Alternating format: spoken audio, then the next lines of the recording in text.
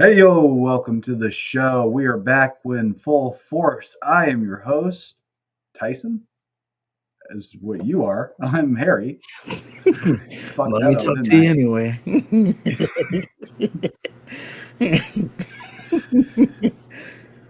Oh, I was gone last week, so I'm out of practice with this. So, how you doing, Tyson? You're Tyson. I'm Tyson, and I'm doing good. Well rested. That's the important thing. That is the important thing. Anything interesting happened to you this week? No, no, I had. Damn it, I had something and I lost it. Yeah. Well, maybe it'll come back to Oh, you. that's what it was. I'm walking through the store, Walmart. That is. That should tell you everything you need to know about it. And there was this dude, white guy, wearing a Rosa Parks T-shirt, Of course he was. and I was like, I don't know, is that a play right there? How am I feeling about this? I don't know. Well, I can tell you how I feel about that. Like that's a new one to me. And it was a young kid too. It wasn't even an old guy. Oh, so he's just a poser. Yeah, he You was don't, just wearing it he because it doesn't was. even know who fucking Rosa Parks is. Yeah, he was just wearing it because it was cool. Yeah, he heard her name on the Barbershop movie. I was like, oh, let me rock this shirt. That's the style of the kids today. They just wear these shirts. They don't know damn well. Like I saw this little kid. He was probably like 10, maybe, wearing like a ACDC shirt. No, it was Metallica. I was like, there's no way he knows what Metallica is. I don't know. He might. They play the same goddamn Metallica songs every so often on the radio. At least here, it's like the same songs that I heard in high school. Yeah. Well, as I said, that I did remember that he was on this being Metallica. They were on the damn it, what's the show? Eddie? Ed, Ed, and Eddie. No, um, Stranger Things. There it is. Were they? Oh yeah. Okay. Yeah, the little The battle Master to of save the world thing. And there were Eddie. You don't strike me as a Stranger Things type of guy. Hey, I watch it. Yeah. I got hooked in on the first season. What'd you think after the first season? I liked season 2 better, Yeah. and then season 3 was pretty good. Nancy and her little narrow neck. She's doing too much. She looks like she'd be broken in half. I don't know how she's sleeping with all these guys. Yeah, Little Karen Carpenter wannabe.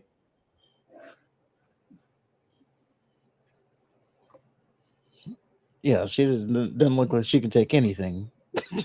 I don't know what that Nope. means, but She can't take the cock, is what, what that means. well, she is like, I don't know. Was she playing in the show like a teenager? That's what she's playing. She looks a little bit older than that. Oh, okay. She kind of reminds me of remember Bertier from Remember the Titans, Yeah. the 50-year-old man trying to play a high schooler. Hey, we can do it, I guess. Right. Well, anyway, let's go ahead and get into some wrestling. And we are at the Schottenstein Center, the Shot in Columbus, Ohio. And Michael Cole and McAfee are in the ring, unfortunately. Cole says it's a big fight feel. 2 championships are on the line tonight. And then they start hyping up the women's battle royal. And I skipped all of McAfee's talking parts. He didn't really say too much. He just reiterated what Cole was saying. Tried to do the little OHIO thing. There probably would have been a time that I would have gotten my dick hard over that, but yeah. So after that, Jey Uso came out, and I skipped the gay yeet shit. We didn't talk about it last week, but the hand gesture shit and the yeet and the whole presentation with him now is just, I think they jumped the shark with him. What are you talking about? He's as cool as can be now. He's not cool. He's fucking corny. It's just me, Oos. He's got the Yeah, whole that crowd shit. pumping. They play the stupid for 5 fucking minutes, and then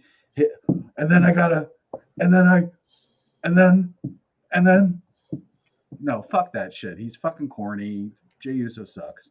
Everybody's yeeting all over themselves. They can continue to yeet. They suck too. I'm yeeting too. What? I'm yeeting all over the place. Well, I yeeted like 3 times during this one. You yeet over garbage. So then Priest comes out. He congratulates Jey, and he says that his look and all the yeet shit that I can't stand suits him. And then Priest says that they went to war last year. And there was actually one time that Jey whooped his ass so bad, he earned Priest respect. And Priest said that they went out drinking that night. And Jey said to him that they're next. And Jey was right. Well, half right. Because Priest was next. And Priest holds up his belt. Says he's the next and the right now. And Jey's just a long line of suckers the machine's got to feed him to make sure that the title looks good. Priest says Jey gets to be the first one to fall, but he'll be the first one to rise for some gobbledygook. And then Priest goes to leave, but Jey wants to keep talking, unfortunately. It was really weird because, like, Priest says all this shit, and then, like, he just goes to leave. And then Jay's like, whoa, wait. And then Priest is like, I don't know what you could say after I said all that shit about you. Yeah, he thought he won. He thought he cooked him. Yeah, he thought he could just walk away like a bitch without getting his receipt.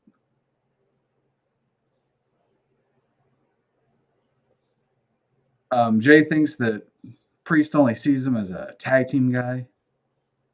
And then he says the only reason Priest is leading the Judgment Day is because Ripley got hurt, which makes him Dominic's bitch. And then Priest goes to whoop on Jey. Jay's like, I got you. Because, you know. And then Jey says, you think you think they're feeding me to you, but you're getting fed to me. And then he says he's next. And then McTurd tries to attack Jey. And Priest ends up getting super kicked because McTurd's a fucktard. And then Priest yells at McTurd afterwards. And Dominic comes in with a sling, and also with Escobar. And apparently Dominic's hurt too. Yeah. Which, yeah, he has an elbow injury. They thought he was gonna have to get Tommy John surgery. But he's gonna PT it instead. So Dominic says that Escobar is teaming up with McTurd to wrestle Andrade and Ricochet instead of him. And then Priest tells them to handle their business and stay out of his. So we're back to friction and shit with the Judgment Day. Yeah, they're falling apart without mommy.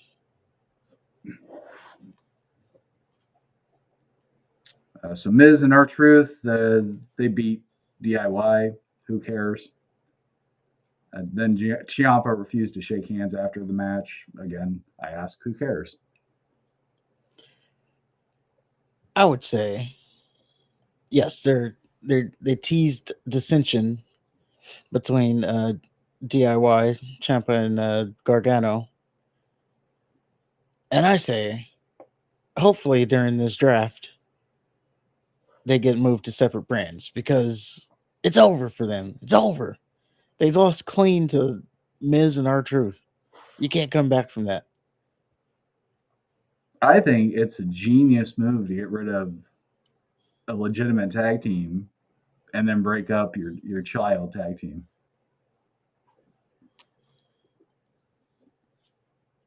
What's the trial team? The child. I'm sorry. Oh, Ciampa and the other one, they look like kids. They're little men. And then, like you said, they lost to Miz and R-Truth. So clearly WWE doesn't give a shit about the tag team division. They got rid of Indus Sher, who look like men, who look like badasses, who should be leading the tag team division. they can still lead them in the unemployment line. Ah.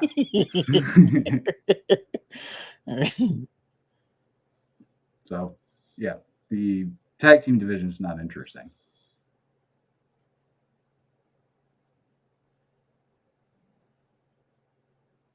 Especially if Miz and R-Truth are at the top of it.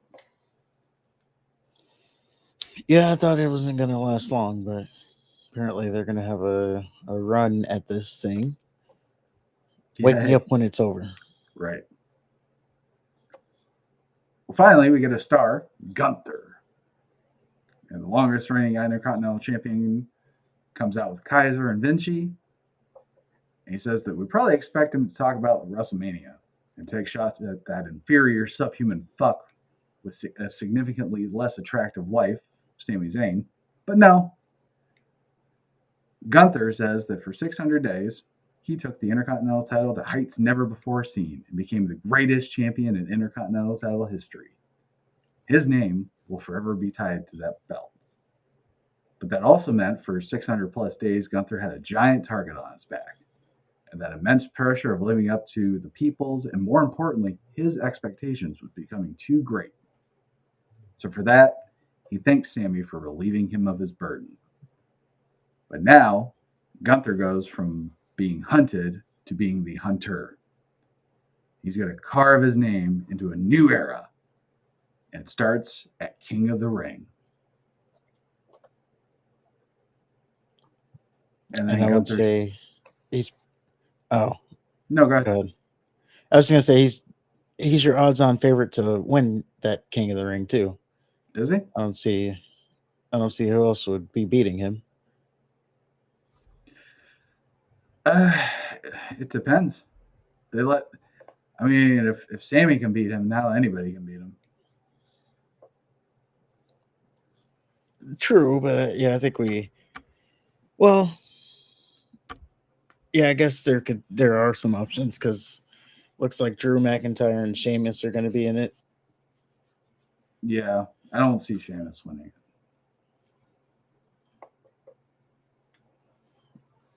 Yeah. Depends on who else is in it, but my odds on favorite right now is Gunther. Okay. It would be the King General.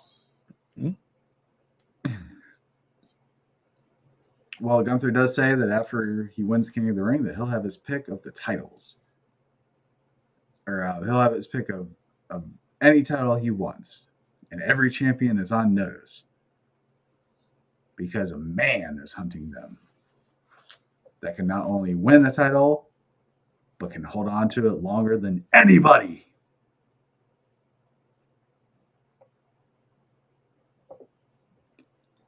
So as far as the I don't know, I just wanted something better than just I lost to this subhuman fuck with a less attractive wife. Now I'm going to King of the Ring. Kind of wanted something better for him right off the bat. Well, they got to build it. Like, I lost my title, now all of you lose everything. Kaiser, lock the doors. Put the bar on the door so no one can get out. Yeah, and then he just sets the arena on fire. A little shit. But I think King of the Ring would be a good next thing for him. If he wins it. It depends. I don't know, man. They let Sami Zayn beat him, so. I was watching this review someone was reviewing WrestleMania. Mm-hmm. It was a chick. She had never watched wrestling before, but she got invited to the party, and she's like, this is. So she did the review, and she's like, "This is everything I know after 6 hours of watching wrestling." And when she got to Gunther and Sami Zayn, she's like, so then we get to Sami Zayn, and uh, I don't know. I guess he's like the ultimate dad or something, because he's got the dad bod, and his kids there, and his wife was there, his family. I don't know. This just gives me like the ultimate dad vibe. And then, when she talked about Gunther, she's like, and then there was this Gunther guy, and it didn't look like the dad should be beating him, but he did. And that was the worst decision since they had Brock Lesnar in the streak. Awful. Like I said, it had to happen. They had to Yeah, get it they off. they could have had Braun Breaker do it. Then you would actually have somebody legitimate beat Gunther instead of some fucking piece of shit with an ugly wife kisses his kid on the lips, lets his dad just kiss his neck on live TV, sensually. Well, oh, and we forgot to point out during the match, that being the WrestleMania match, Gunther did have to get brain busted on his head on the turnbuckle to lose. So, He it was should like a have withstood superhuman it. move. He's Gunther. That's Sami Zayn. Okay. If Sami Zayn hits him with a semi truck, Gunther should be able to withstand it. It's fucking Sami Zayn. Well, I never really praised that. I didn't like it. I thought it looked too awkward. Well, it was awkward. Got brain busted on his head on the turnbuckle. Mm. That's not awkward. I don't know. You had a whole bunch of people think it was a botch. They did. I mean, obviously, they're not familiar with Sami Zayn's moveset, but if you have people that aren't familiar with you thinking that you just fuck something up, and that was the end of the match. That's the impression that you leave them with. Is it really that impressive of a move? You shouldn't have beat Gunther. You shouldn't have beat him. There you go. So New Day interrupts, and they want to beat Kaiser and Vinci again, which they did. So after the match, Gunther gets up, tosses his chair, and he just glares at Kaiser, who can't even look him in the eye. And then Gunther, he goes to leave, and he takes one look back at Kaiser and Vinci, and then he sees Kaiser just hugging Vinci. He's like, it's okay. It's okay. He didn't mean it. The big man's going away. And then Gunther, he just shakes his head in disgust. He's like, what the fuck am I doing here with these pieces of shit? And Kaiser, he helps up Vinci, and they get out of the ring. And then Kaiser proceeds to beat the piss out of Vinci. Then he does the deal where he drapes him over the steps, and then security leads him away, and then he runs around the ring. Like he doesn't always do it, but it gets done often enough that the security should be smart to that. So he drop kicks Vinci. Yeah. So he drop kicks Vinci on the steps. He's out. And then Kaiser goes to the back. And Gunther's waiting with a, I don't know, was it a satisfied grin? Yeah. Okay, we'll say satisfied. And he just looks at Gunther. He says, I told you I'd get it done. And Gunther is pleased.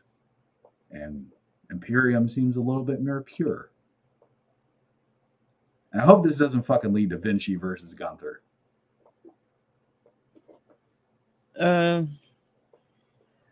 So the growing online theory is that they're gonna replace Vinci with like Dragunov or something. Upgrade Imperium. That's not an upgrade. That's one. The other option is that this was a initiation of sorts, or as a punishment. And Vinci's actually not out of Imperium. They're just, They just beat the shit out of him and concussed him. losses have consequences. Just like if you're in a bloodline. That's like just that. the theory. I don't like that either. Those two theories suck. I'd rather them just get rid of Vinci. If anything, like if they have to get Dragunov involved, which I don't like that little fucker. He's like I don't know. I think he's good. He's like a male adult film star. I like his hard hitting matches. Fair enough. I mean, he'll have a good match with Gunther. But if they have to get him involved, I'd rather Vinci bring him in as like help. So it'd be Vinci and Dragunov versus. If they have to, I'd rather them not do that. For the record, Gunther needs to be wrestling Roman Reigns right now. Roman Reigns has his own problems. Gunther needs to be chopping Cody, standing over him with his belt, with a skull just in his hand. I beat you! Get to the chopper! It is going to be interesting when they cross paths. That is a match that is out there. Gunther I think we build it for not this WrestleMania, probably next WrestleMania. Yeah. Depends on where Gunther goes. Yeah.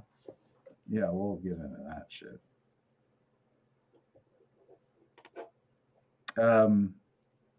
Yeah, so at least they're doing something with Imperium. I kind of feel bad for Vinci. He always seems to be the one that gets shit on. He sure does. It would have been kind of interesting if they just let Gunther go on his own. Does he really need Imperium? He doesn't wrestle with them. They don't help him win matches. He doesn't help them win matches, obviously. They're basically just around so he can eat a loss without eating the loss. Yeah, I don't think he really does need them. And I think Kaiser's also ready for a solo run. Oh, no doubt. So, you know what? If he and I know it's corny, but if he and Stratton got together, I think they could be a one hell of an act because they're both fucking arrogant and obnoxious. Kaiser? Mm-hmm. Yeah, I could see that.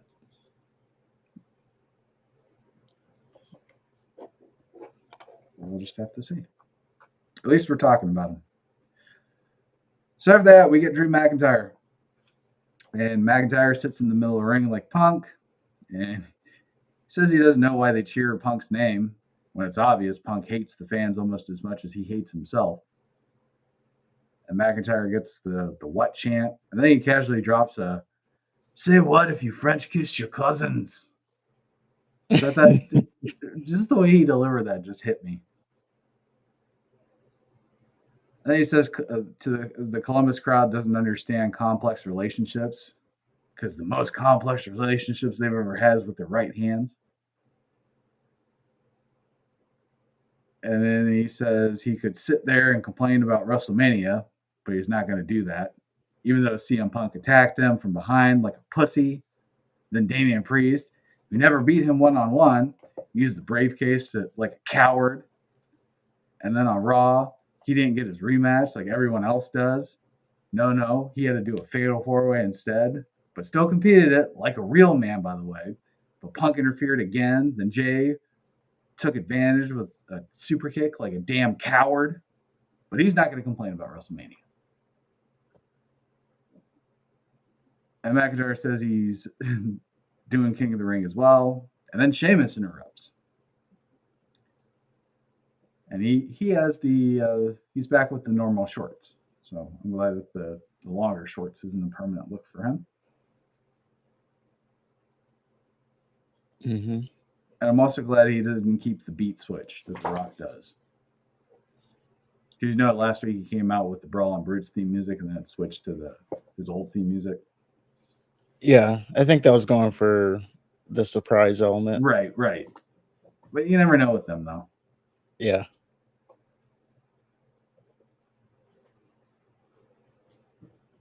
So Sheamus hates that Drew's sitting there pouting and blaming everyone but himself, like a damn coward. Then he says, "You had your moment at WrestleMania 40. Your wife and your brother were there, but you threw it all away over some internet shit. We've known each other for a long time, had lots of boozers, and banger after." He said it a lot of times. But the hard truth is, the one arm CM Punk kicked your arse. And McIntyre says, "You want some hard truth? It seems like you've been having burger after burger after burger." And then Sheamus says, "Good one, but I can lose the weight. You can't lose stupid."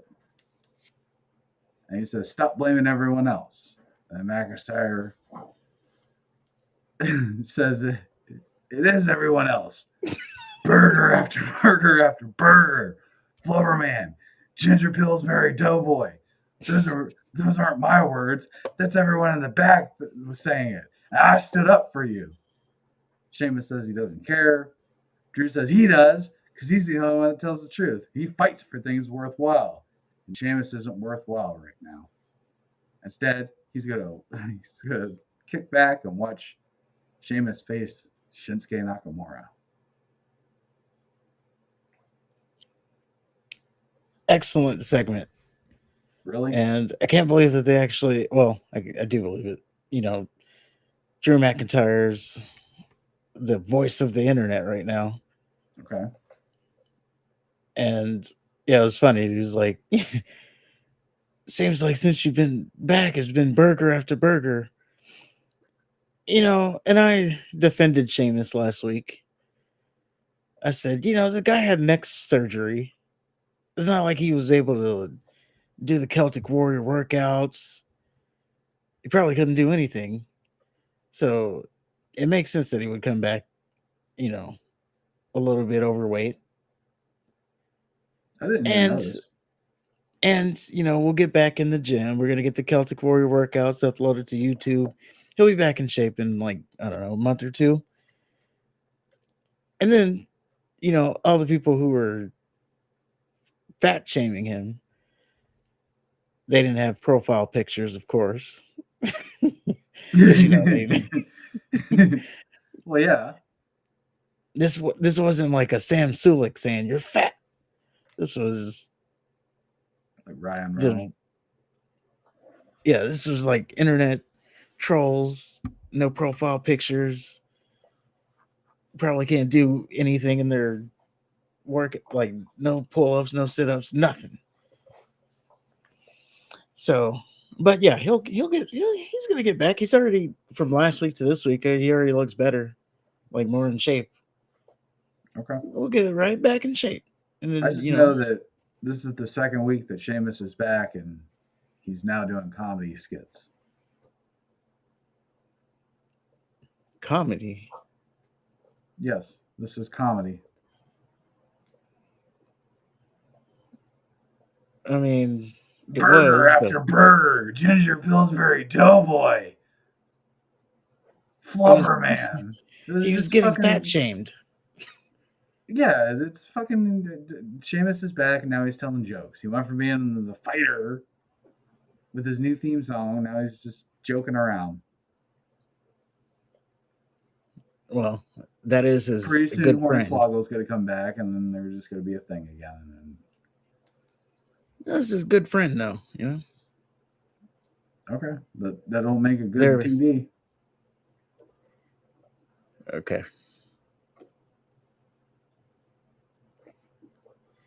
Now let's talk about Shinsuke. Oh, yeah. This poor fucking guy. Remember when they brought him back and kind of gave him a new fresh coat of paint. Seemed like forever ago. Yeah. I think,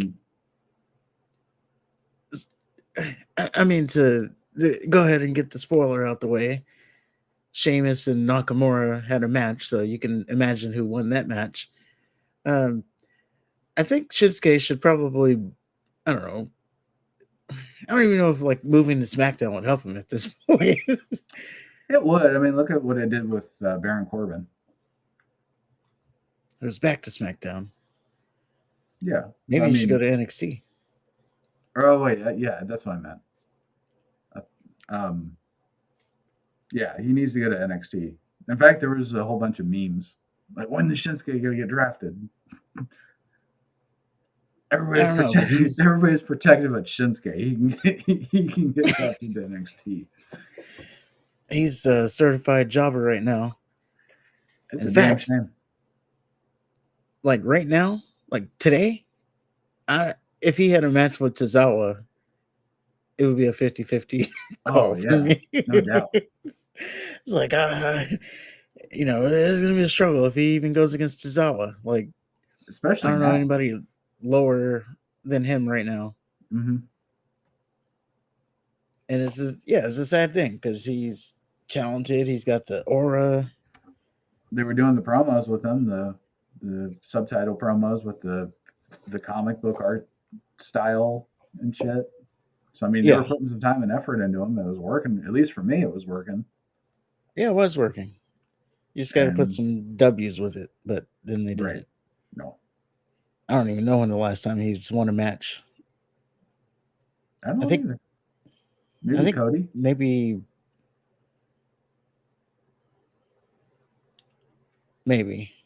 no, he never beat Cody. I thought he beat him once. No. Oh, okay.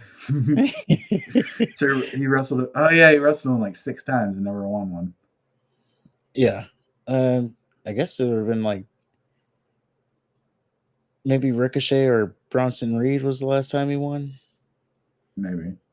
back when they were doing that. So yeah, it's just been fall from grace from him. So hopefully, yeah, he can move to. I would say yeah, go back to NXT. They're allegedly they're trying to build that up as a third brand now Well, it's for their going to move. CW, so they should. Yeah, so that's a perfect kind of talent to go there. He's not really doing anything on the main roster. Maybe you can take. There aren't going to be any more main roster titles in his future. Maybe you can take Damage Control with him. Yeah, send Oscar back to NXT. Yeah, because and then she'll have her. Well, her streak is gone. I don't know what's left for her either. Right. They're about to be in some trouble too. Yep. Well, Chad Gable's next. He comes out with Alpha Academy. And before that, Sammy's interviewed by a Hole. And the Hole asked about last week and Gable attacking Sammy. And Sammy's too much of a bitch to say what's on his mind. So he wants to hear what Gable has to say instead. And then Bronson Reed comes in, like last week, and he's looking for an Intercontinental title shot. And then afterwards, he basically says he wants a title shot, and Sammy holds up his belt, and he's like, anytime, any place. And then Bronson Reed whoops his ass because Sammy's not a respectable champion. Bronson Reed didn't lay a finger on Chad Gable. Sammy got his ass whooped for the second week in a row. How many times have we seen Gunther get his ass whooped? Well, at this current rate, Sammy's not going to be holding that title too long. I just know the belt literally looks like bronze now when it looked like gold just before WrestleMania. Damn shame. So Gable says, let me paint you a picture for you. Capacity crowd in Montreal, Intercontinental Championship match. Chad Gable versus hometown heroes Sami Zayn. and we tear the house down. And Sammy walks as champion. A heartwarming story, one that I can accept, even if I don't want to. But not Sammy. He found me weeping in the corner. And you know what he did? He placed the championship right in front of my face. But I took it on the chin, showed class, got up, raised his arm in the middle of the ring, and gave him his moment. But even that wasn't enough. Then Sammy found his atrocious looking wife in the front row and brought that championship to her and celebrated when he knew I was standing right there. He knew that was my moment. That should have been me at WrestleMania with my daughter in front of the row with my championship. Instead, I was wasting my time training Sami Zayn. I've been wasting my time training a bunch of freaking losers. And Gable turns around. What? You got a problem with that, Tozawa? Because I got a problem with you. All you do is come out, do your little dance, and rack up loss week after week after week. It's pathetic. And Maxine, you're pretty as a princess, but you're dumber than pig shit. I've given you everything, and I've gotten nothing. Pathetic. Which, does that kind of imply that he's wanting a blowjob? I didn't get that. Okay. Like, I've given you everything, and I haven't gotten anything. Like, come on now, Maxine. You know what this is.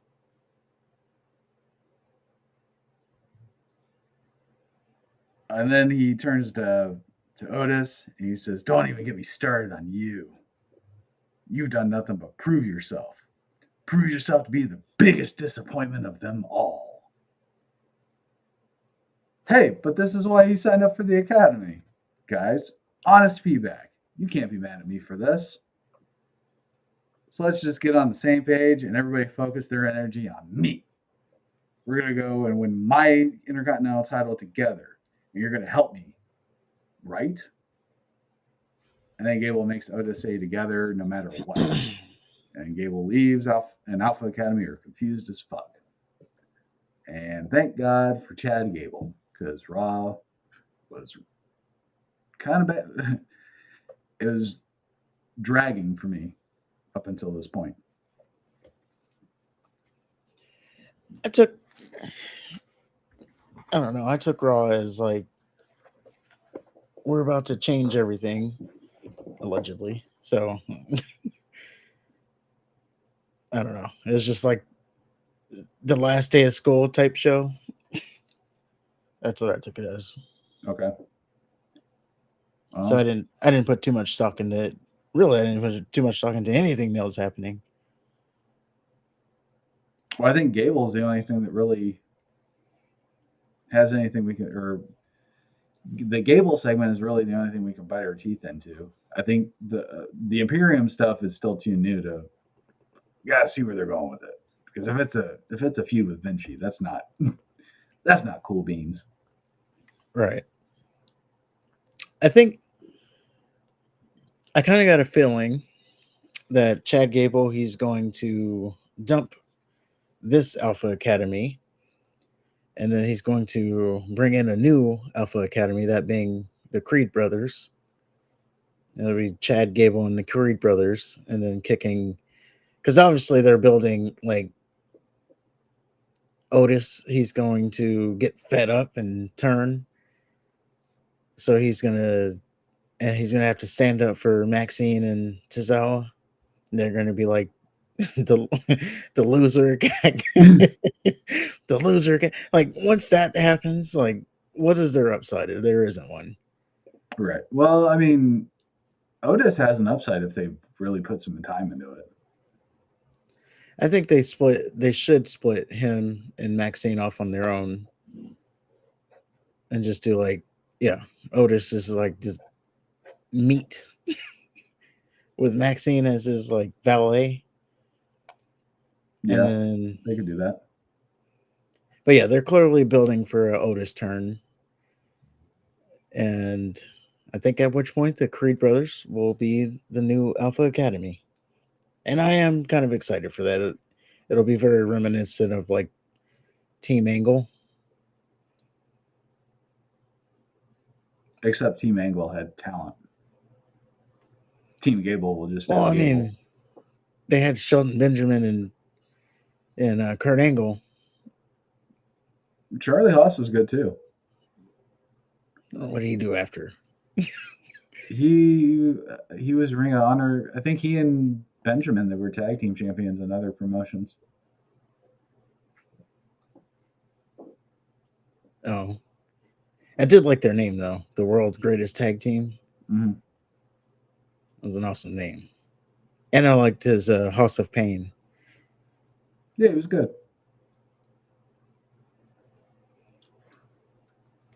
So Andre and Ricochet beat McTurd and Escobar. Priest laid out Ricochet and Andrade. I said Andre. Andrade and Ricochet. And he told Dom and McTurd that they need him, not the other way around. Yep. Not too much to really break down there. Becky Lynch won the Battle Royal. I turned it off as soon as Becky grabbed the microphone to start the fucking walk to the ring thing. It filled me with this visceral hatred, and I just wanted to hit her repeatedly in the back of the head with a baseball bat. It kind of reminded me of, remember that party we went to where we had karaoke and that Eminem song played, and I grabbed the microphone like I was going to do something, and I sucked ass, and everybody booed me. No. Oh, I do. I relive that every day. Golly, you got booed? I don't remember that. Yeah, that seems like something I would remember. They did the no, you whack. Maybe I was too yeah, maybe I was too gone to remember it. Maybe. Yeah, it was at one of Bill's parties.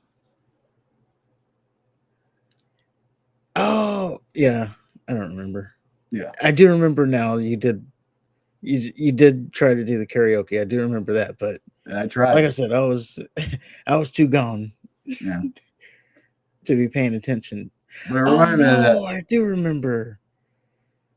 It was awful. You're still holding on to that? I sure am. That was one of the single most embarrassing moments of my life. Everybody just throat slashed. And they turned the song off on me. All these drunk fucking rednecks. They're so drunk, they're drinking moonshine and shit, but they're not so drunk that they can't fucking see how bad I am. They just shut that shit down. No more. So yeah, that was Becky Lynch to me. Like, why the fuck would she think that? Oh, it's all hot, spicy night and raw. Fuck you, Becky Lynch. I hope your fucking plane crashes. Golly, I actually enjoyed it. I thought it was a nice little change of pace. Of course you did. They're backstage brawling. She just walks in, grabs the microphone to do the continuous shot. Mm. And then, yeah, she stops and tells Maxine, "This is your first title match? Yes. Go out there and show them why it won't be your last." And then... I hate Becky Lynch. And then, yeah. And then they go out and she goes to Gorilla. She's like... I don't know. She said something about get the new photo ready or something. Camera guy, you're going to need a new cover. I don't know. Something like that. I don't know. But, yeah, and then we go to the Battle Royal. The Battle Royal, I didn't write down too much. Maxine Dupree got like 2 eliminations. Of course you there did. was a moment where Chelsea Green...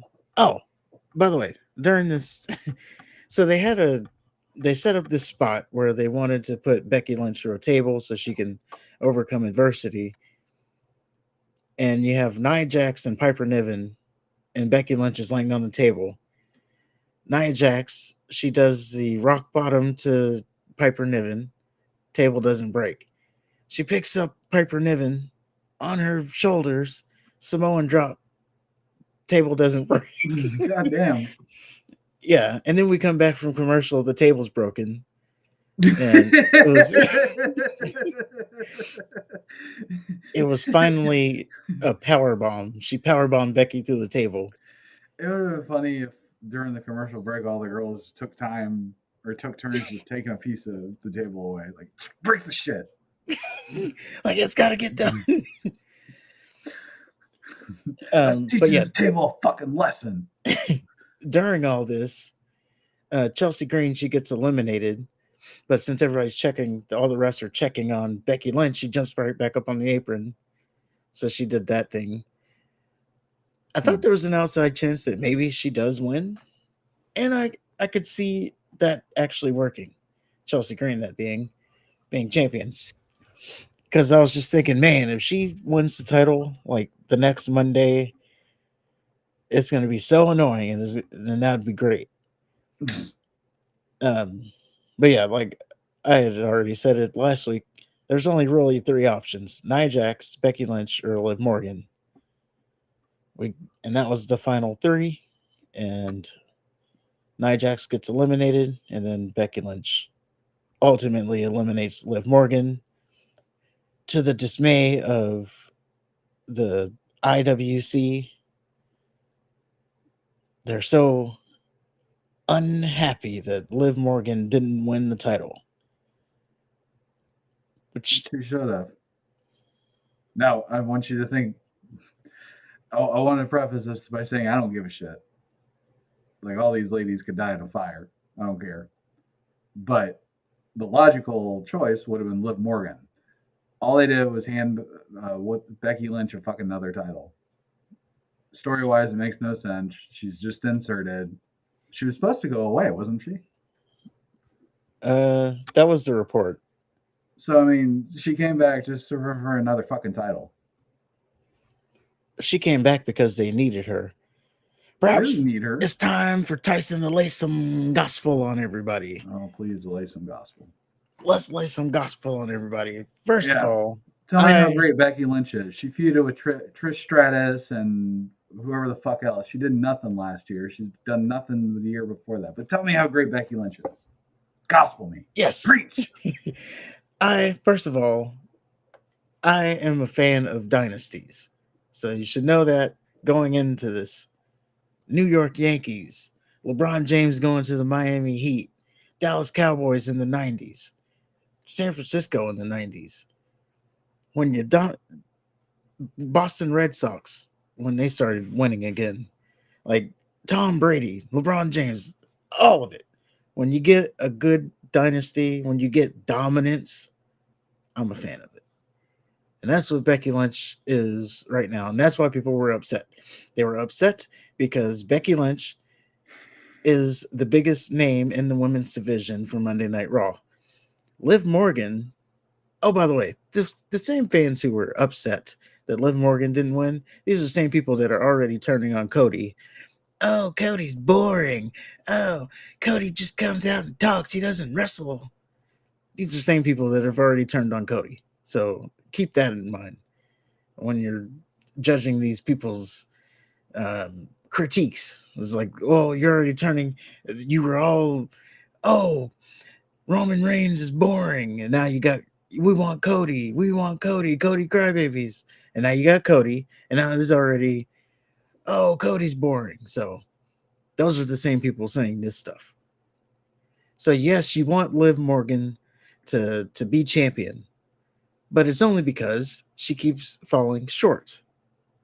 And then that's the fucking story. She took out the champion by breaking her collarbone in a backstage brawl. She should have won the belt, retained it, so then Ripley comes back, they have their match. It's fucking wrestling. It's not that fucking hard. All they did was give this fucking Irish bitch a fucking title just to give her a fucking title. There's no story to it. There's no angle. There's no build-up. She's just there.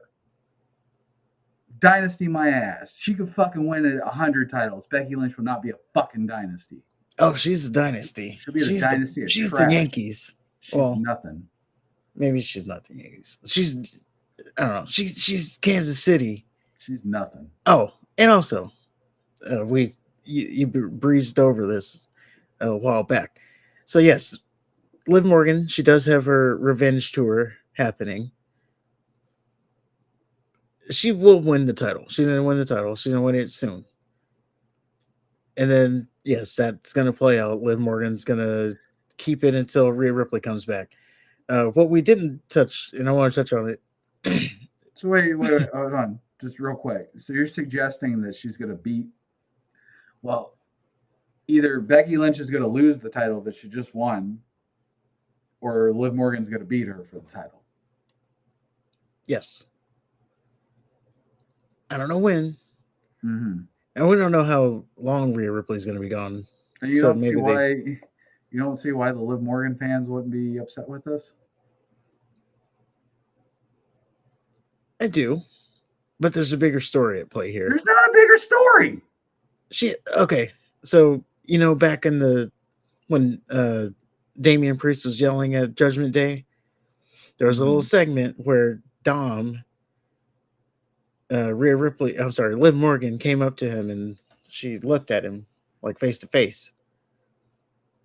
So remember, I said that maybe they do this angle where Dom cheats on Rhea Ripley.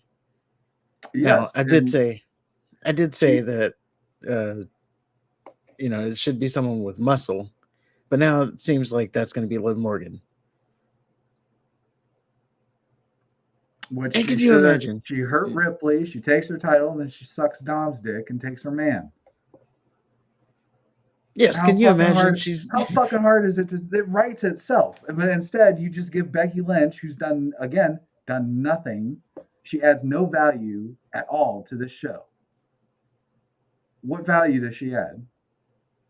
Like what program Being has she the been biggest in name recently that's made you just want to go, oh man, I really want to see more Becky Lynch?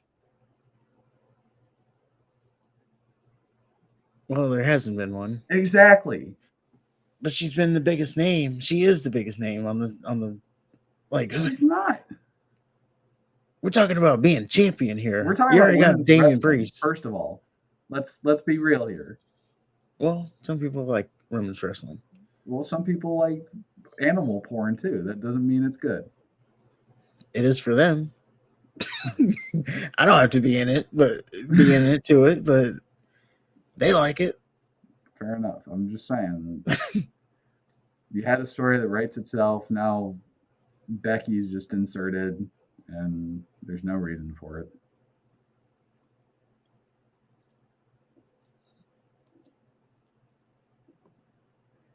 I don't see where they go with it. Like what? Where is Becky Lynch gonna go? Like, who is she gonna go wrestle now? You could have Liv Morgan at least being a fucking chicken shit champion. Well, was Becky Lynch? Is she going to take it to the NXT brand? Is she going to have open challenges with NXT folks? That's what she did last year. It was so compelling. That was for the NXT title, though. I don't know if she does. Exactly. There's no direction. It's just she's inserted. Seemingly, they got scared. They sure did. Like, oh shit, Rhea Ripley got hurt. We need. Hey Becky, I know you were going on break, but we need you. We need you now. Come on back. And that's sad. That's a Vince McMahon move.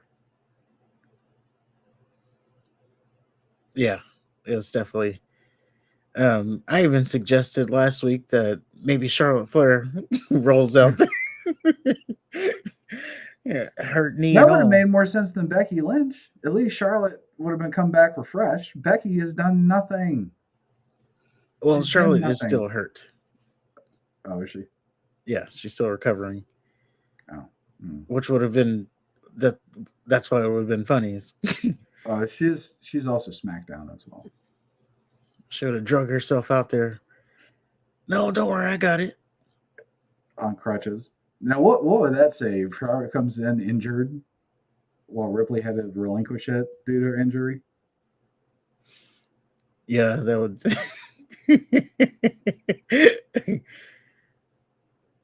But she could just pull the, no, I ain't. Oh, you're hurt. Nope. No, I'm not. These crutches are just for show. Yeah. No, see, look, I can walk. Oh, I'm not going to do it right now, but I can. Well, that was Raw. At least That we got was Raw. Gable and Imperium. We have a new women's champion. Oh, who cares? It's Becky Lynch. Well, someone out there cares. Instead We'll of see where it telling goes. instead of telling a compelling story with it, they gave it to Becky Lynch. Like I said, Liv Morgan, she still needs to complete her little revenge tour. Yeah, Now, she could have imagine completed being her revenge so tour by taking everything Ripley had and loved. But she's now, gonna what? be so she's so hell bent on revenge. She's gonna get stretched out by Dom, Yeah, she's gonna have all Dom's for anchor baby revenge. instead of fucking getting a title too. But I don't know. Weak sauce. Well, lucky for Dom, I guess. True. I don't know if it's an upgrade or not, but it's probably a Mm, lateral move. yeah, but that was Raw. That I'm gonna was go ahead Raw. and shill the And shills. let me take this time to do some shilling. Ladies and gentlemen, we, as of right now, as of the time of this podcast, we are at 400. And I'm going to get the exact number. I'm just waiting for it to get up here. We're at 453 subscribers. We're on our way to 500.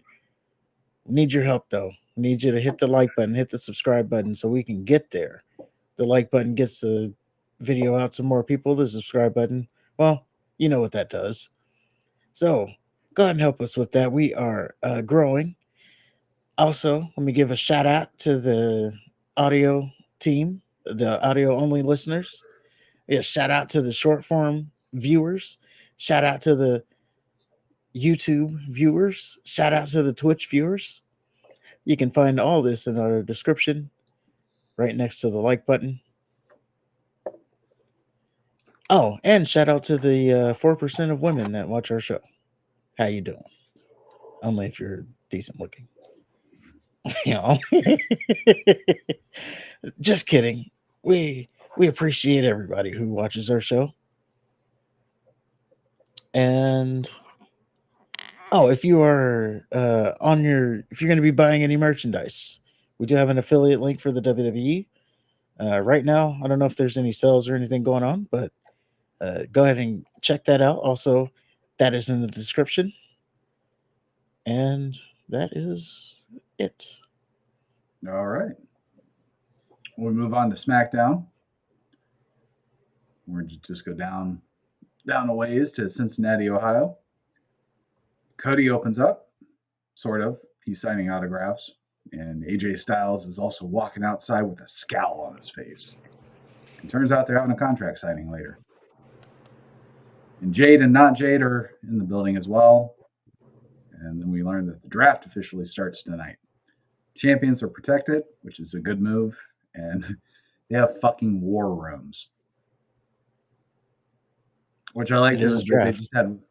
I like that they just had whiteboards with just the names of the people that they picked. There was no real thought put into that. Right.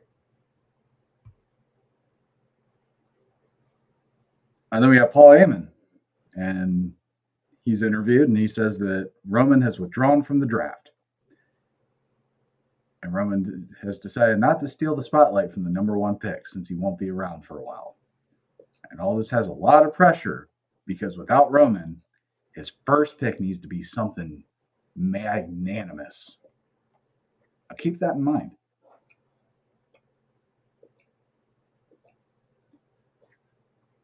AJ Styles and Cody Rhodes have a contract signing, and Corey Graves is moderating, and he's so much better than McAfee. It's scary. And before they sign, of course, they need to say some shit. And Styles says, for the first time ever, the two Georgia boys are going to face off for the WWE title. And he understands why he's booed. He doesn't respect LA Knight, and he got under AJ's skin. And that's why he lost at WrestleMania. But he got his composure back, beat LA Knight, realized he's phenomenal, and earned the right to face Cody at Backlash. And unlike LA Knight, he respects Cody. And they haven't crossed paths, even though they've walked along the same ones their entire career. And they even had to prove themselves outside of WWE. Styles gives the obligatory Dusty compliment. Like, apparently everybody now is just retroactively trained by Dusty. Yeah, I thought we would do. I don't know. It does seem like everybody in a storyline with Cody has to mention some connection to Dusty. Yeah. I thought we Just would want to move away from that a little bit. Let just a Cody be his little. own man. Isn't that what part of the story was? Yeah. Dusty told AJ how to carry himself and the weight of the championship. Styles says the weight of the title isn't just leather and gold. And we're going to see if Cody can carry it. And Cody snickered because that was weak shit. I snickered too. So Cody gets on the mic, and I noticed that he's competing with Triple H over the number of bracelets he can fit on one wrist.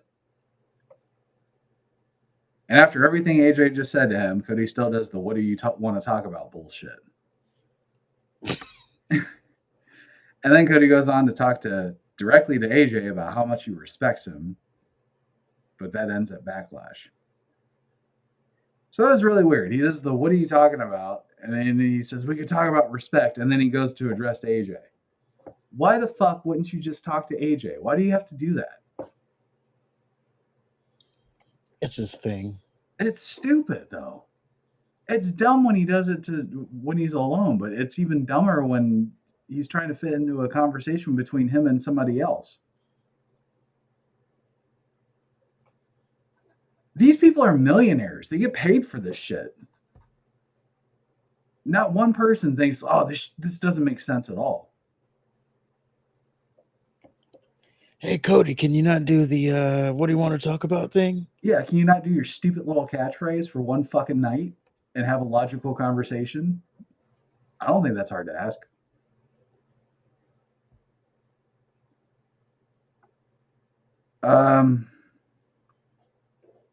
Cody and Aiden. Oh shit. Oh yeah, that. Yeah, then Cody goes on to talk about AJ, how much he respects him. And it's a Backlash. He implied that Cody can't carry the title, but he taught that it's not all about winning a championship; it's about retaining. Cody and AJ have never wrestled before, so no matter how phenomenal AJ is, they're on the level playing field. And Cody and AJ isn't just a dream match to Cody; it's a must-win. So then they sign the contract, shake hands. And Styles says it was beautiful watching Cody finish the story. It's a shame his reign has to end at Backlash. And then they shake hands and Styles leaves. Who, by the way, is all arms. He's like 2 arms and a head. That's all he needs to be, I guess. And, man, I don't know. This is a filler program, clearly. Yeah, it did leave something to be desired, as they didn't really, say anything. No, I don't know what the fuck AJ was talking about. Like, you're not going to be able to carry the belt because it's too heavy. And your reign's going to be ending. It's, Which is funny, a little bit funny, that one of the things about Cody Rhodes is it seems like the title is too heavy for him. Like, literally too heavy. What do you mean? That's what... Like, some people have pointed out that it looks like Cody struggles, like, holding the title up. I don't know. I can't say I've noticed that. I like that he carries it like Ric Flair. Ric Flair used to kind of carry it like he does. It's the suit thing. Yeah. Ric Flair's always a good title carry. Yep. So Cody's leaving, and out comes Triple H. And then Triple H starts the round one of the WWE draft. And he asks Cody to join him. So remember that Heyman had that big speech about Roman withdrawing from the draft and how SmackDown's replacement number one pick needs to be really special and be a splash of a name. Well, they selected Bianca Belair.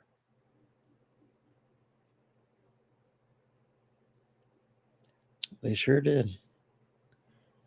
Your number one overall pick. Like, overall pick. Yep. So Bianca they wasted Belair. a pick. And then Raw selected Jey Uso. It's So just me, Oos. Both shows threw away their first picks. Then Carmelo Hayes gets drafted by SmackDown. Seth Rollins drafted by Raw.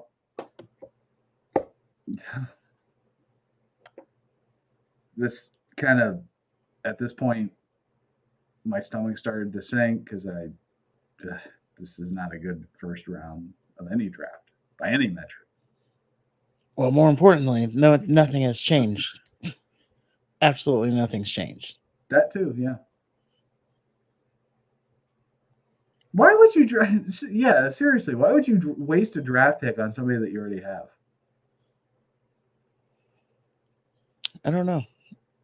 I mean, they did that whole. It was Triple H. It's more about protecting your brand than adding to it. I don't know. Yeah, but if you see that the person that you're seed. drafting against is drafting their own people, wouldn't you just kind of go after people that you? I don't know.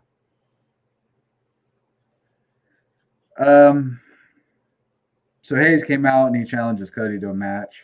Cody accepts. Hayes gives Cody the limpest handshake Hayes gives Cody the limpest handshake ever after. So.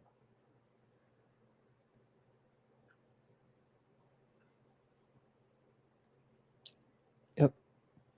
After that, the good Mexicans faced the bad Mexicans again and beat them. Then Escobar and more bad Mexicans came out to reveal backstage footage. And it turns out Carlito's the one that attacked Dragon Lee. Carlito turns on Ray and the good Mexicans and leaves. So is that an Escobar face turn, or is he still a bad guy? I don't know. Or is Carlito a bad guy? Is he a worse bad guy than Escobar?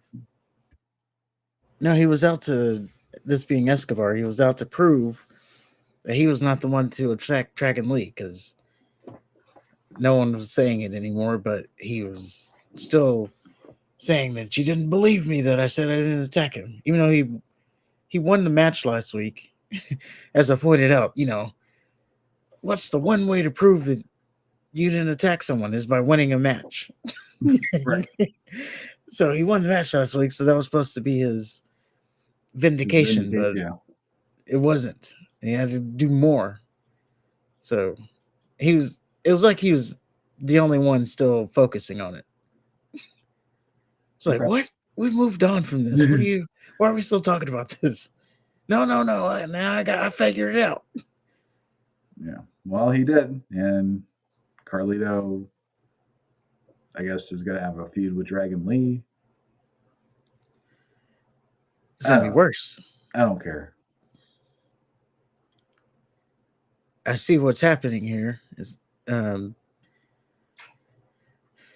guess Carlito's going to now join Legado, and then they've drafted someone to take over the Carlito's space on the good side. Was it Andrade? Yeah. Okay. So, this is going to keep going. Fight forever. Because you got more than one Mexican, so of course they have to team. Yeah. Just like all the... never mind. Well, Braun Breaker and some black dude had a match, and Braun and the black dude start off by talking shit. Bell rings. The black dude is all over Braun. And Braun whips the black dude into the ropes. Black dude does the springboard handstand shit. And then as soon as the black dude lands, Braun is waiting with a spear. And he speared the fuck out of him 1, 2, 3. And it was awesome. And I think Braun finally won me over. Well, that's good. The black guy was Cedric Alexander, Oh, okay. and the match lasted 17 seconds. Yeah. I timed it. It was the red. I'm sure he's always had it, but for some reason it hit me differently. Just that red lights and the alarm. Yeah, I mean, they've changed him up a little bit. His presentation, Okay. they have changed it a little bit. He still. I guess it's if I take out that he's not Rick Steiner's son, I think it makes it easier for me. If I just focus on the Braun Breaker part. Yeah, I mean, I think he's a big deal. Or We'll see. I don't know if he's a big deal yet, but that was an entertaining match, and I don't know if I'll roll my eyes if he comes out again. Well, Nick Aldis is backstage, and he runs into Tiffany Stratton, and she wants a title shot after interrupting the title match last week. And Aldis says he was this close to sending Stratton to the back of the line until Bayley convinced him otherwise. And turns out Stratton has to wrestle Naomi again for a title shot. And so we've gone back 2 weeks on this thing instead of going forward. And Bayley comes in, says it's fair to call herself or she says it's fair, this whole Tiffany Naomi triple or three-peat match thing, and she calls herself a role model. And Stratton wants Bayley to sit ringside so she can watch Stratton do what Bayley never could, and that's beat Naomi. And then we get go ahead. Oh, I was just gonna say, just a little call out there. When she said that, she said, "I had a Tiffany epiphany." So yeah, I don't know. I just wanted to make sure to mention that. Okay. A Tiffany epiphany. Well, after that, we start the second round of the draft, and Michelle McCool and what's left of Tori Wilson come and do the picks, and they were just not fun to look at all. I don't want to get in trouble here, but I do need to point out that I don't know if the short hair on Michelle McCool is it, but aside from that, it doesn't look like she's aged like one bit. No, she just needs to eat like a fucking steak or something. Well, she's already had that. She's always had that bony look, and she's always needed to eat a steak or something. Oh, she's eating meat, all right. I don't know. She looks worse. She looks sickly. She does that thing that often younger women that date much older men do, and they just look ages older because they kind of assimilate to who they're married to.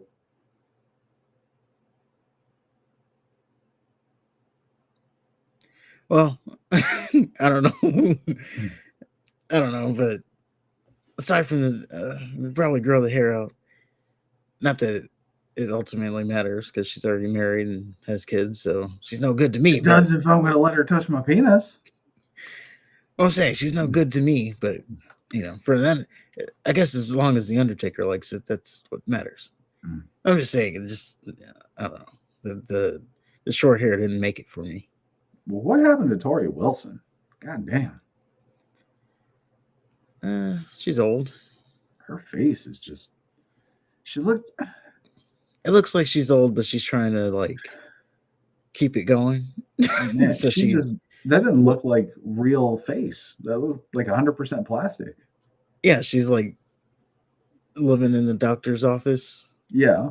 Cosmetics. She used to be really pretty. now she's what she is. So SmackDown selected Orton, Raw selected Breaker, SmackDown selected Nia Jax. Barrett said this pick redeems Aldis for losing Braun Breaker. Sure. And then Sure it does. Raw selected Liv Morgan. So I think Jax and Breaker are the only ones. Oh, wait, Orton changed. No, he didn't. He's still on SmackDown. I thought he was on Raw. No. Oh, Breaker, he moved. okay. And Nia Jax moved. Okay. Well, there you go. Well, Heyman's waiting for the bloodline. And there's a deal where Heyman doesn't open the door for Solo, and like he does for Roman, and he grovels a little bit. I'm sorry, it won't happen again. Solo is wearing black driving gloves now. Says, Yeah, what the hell are those for? I don't know. He's going to kill someone. Those are those strangling OJ gloves. They kind of are, yeah. Like, what are you doing? Rest in peace, OJ, by the way. I don't know if we ever said that. Yeah, I can't believe an innocent man had to die. It is a shame. So Solo says to Heyman, the bloodline got drafted, right? Well, Heyman says no.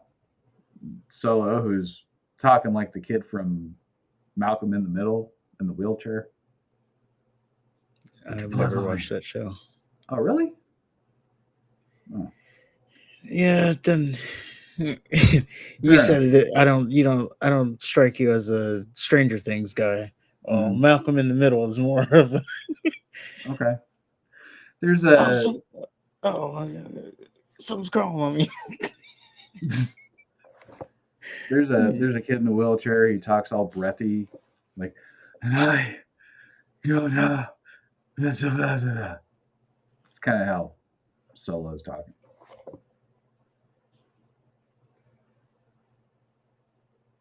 So Solo wants to know all the details. Heyman says Roman withdrew, and since Solo keeps adding more people, the shows don't know who they're drafting. So Solo turns his head, and out comes Tama Tonga. And so Solo wants Heyman to say everything he just said again. And then Owens flies in out of nowhere, attacks Solo and Tama, and it was broken up really quick.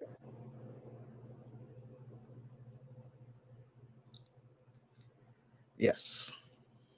Imagine the bloodline falling to have not been drafted yet. Right. Excuse me. And there was a hint there. He said the bloodline keeps adding more members with an S. So there's going to be more members. Well, that's the worst kept secret. Well, we know Jacob Fatu is going to be added. But I was thinking, are we adding Nia Jax to the bloodline? But then, I mean, if they did that, would just change Roman's side would have to add a woman. So then that doesn't. I don't know if that makes sense. It does. Yeah. Stop. Stop the only other into the shit. They would have to go like Ava, and who knows if she's ready yet. So. Although the ironic thing is, Nia Jax would be the only chick that would be able to do something. Aside from Ripley.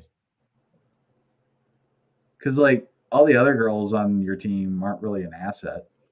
They're just another body to help you fight. But Nia Jax, she could at least beat up Tozawa. Yeah. So, yeah, it'd be... Maybe they don't add Nia, but definitely adding more members. This bloodline. And freaking Tama Tonga, what a freaking loose cannon he is. Every time he's on the screen, some shit's going down. Like, geez, chill, man. So are you still as hyped on the new bloodline as you were when Solo first turned on Jimmy? Yeah. Okay. But I think I'm gonna stay with the black and white bloodline, not the Okay. Wolfpack bloodline. By the way, that's starting to pick up steam. Is that a coincidence? I don't know. The Wolfpack bloodline. Yeah,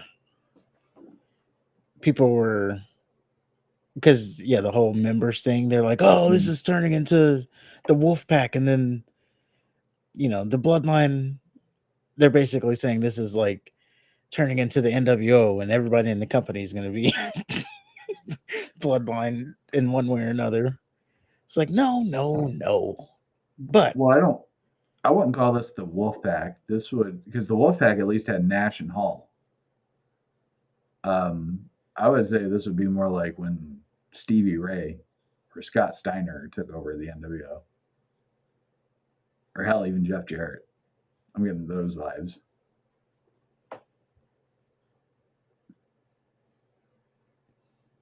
Just in the Solo and his cheap suits, and now he has fucking OJ gloves. because he's a killer. But I didn't A killer watch. that never wins. First of all, I didn't know Jeff Jarrett took over the NWO, so there's something to Oh look yeah, forward to. he was Vince Russo's guy. I thought he was well out of the company at that point, but He came back wait, did he go? Okay. When did TNA come around? after WCW. After they fell?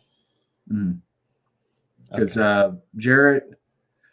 Jarrett went to WCW. He did the Horseman thing. Then he left, and he went to WWF.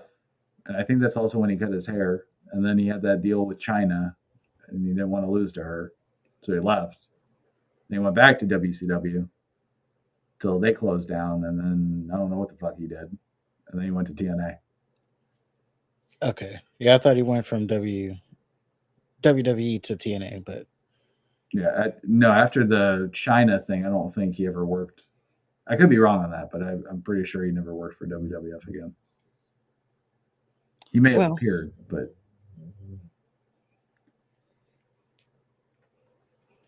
and I think Vince actually made it a point to fire him on live TV.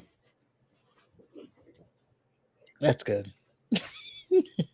Got to do that. Yeah, he may have been the only one he got fired too. So, out of the 200 names that he could have mentioned, it was Jeff Jarrett specifically. So, yeah, I don't think they had a good relationship. Well, if the NWO jumped the shark that bad, I mean, we're getting into it. We're going to see the fall Oh because yeah. right now it's going good. Mm-hmm. And I was during our retro review that we have later on coming up. I was like, how could this have fallen so far to them going out of business? Like right now, it's like peak. I mean, maybe because the sold out was like the start of it, but right now it's like peak coolness. They got the crowd. The crowd there is hot as hell. I don't know, but yeah, I'm just saying, like, what's sold out, you can see, or I can see that, okay, maybe they keep trying stuff creatively, and then Mm-hmm. they're gonna create themselves out of business. Well, I think for me, I think a big part of it was their stupid ass finishes, Oh and yeah, there's that too. that just kind of killed the equity that they built up. And then you had Hogan, you had the NWO split, and then they reformed, and then yeah, I think I think Hogan at one point was in the Wolfpack. You know, Yeah, he was the group that was defected. created, yeah, specifically for him. And then Yeah, I he think he went back defected to and black then and white. joined. So yeah, they just kind of started running out of ideas. Well, I guess nothing lasts forever. No, but it's really surprising how fleeting these, because the Stone Cold era was just so imprinted into my brain, and it's just been like 3 years. It's been like 2 WrestleManias. Yeah. And now he's gone, or it's going to get stupid. And maybe the Attitude Era wasn't as great as we remember. Well, I kind of got a little bit of that feeling during WrestleMania 15. Was that the last one we did? 15? Mm-hmm. Yeah, during WrestleMania 15, I was like, "Uh oh, uh oh." This is why you don't rewatch stuff. Yeah, at least WWE. Because yeah, every like I said, every match they had on that thing, there was some kind of fuck finish, some kind of overbookedness to it. Right. It's like, oh, okay, well, well, there's the next one, so maybe the butterbean thing, even though that was entertaining. That was, but for different reasons. Yeah, because someone got knocked the fuck out. Well, Matt Jay wasted some TV time, and she and Jade are going to win the tag titles at some point. I don't know if they officially made a match or not. I don't care. It is announced for Backlash, so Oh, cool. Kabuki Warriors, you had a good run. So they're winning the titles at Backlash. Great. Yeah. Thankfully, Owens and Tonga interrupt their bullshit through fighting their way to the ring. Orton gets the better of Tonga. Solo comes out so they can double team Owens and beat up some security people. Then Orton comes out. He makes the save. He almost RKO's Solo. He almost RKO's Solo, and then the New Bloodline are backed off. So those security guards were getting froggy too. They sure were.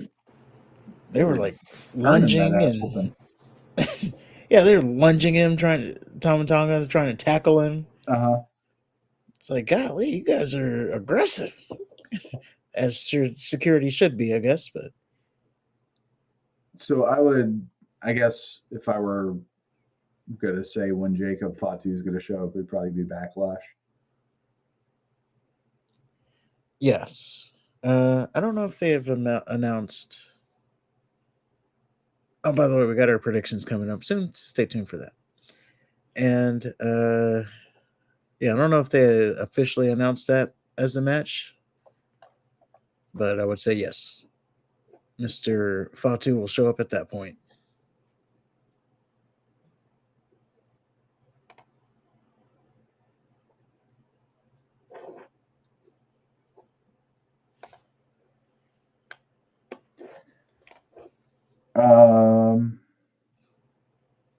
So they start the third round of the draft, and the Dudley boys come out to do the picks, and it's a real fucking shame when two old decrepit bastards like the Dudley boys are more pleasant to look at than Michelle McCool and Tori Wilson.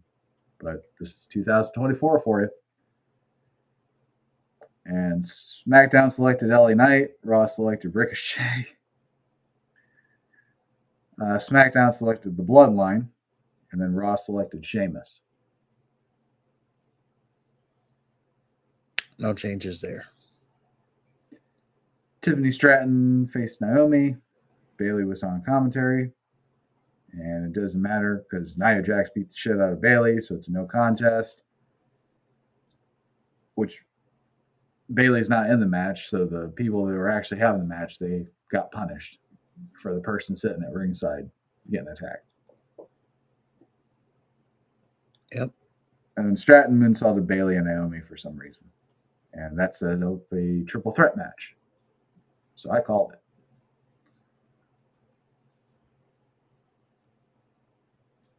Yeah, I didn't see it coming, but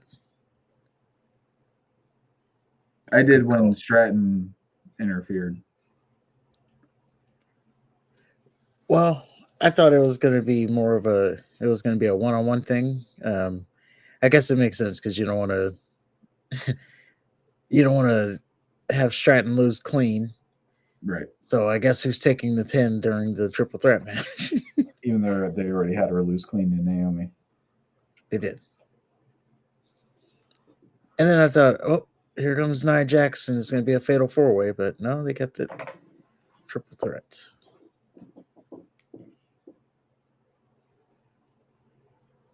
Well, Street Profits and Theory and Waller had a thing. There was a lot of shouting.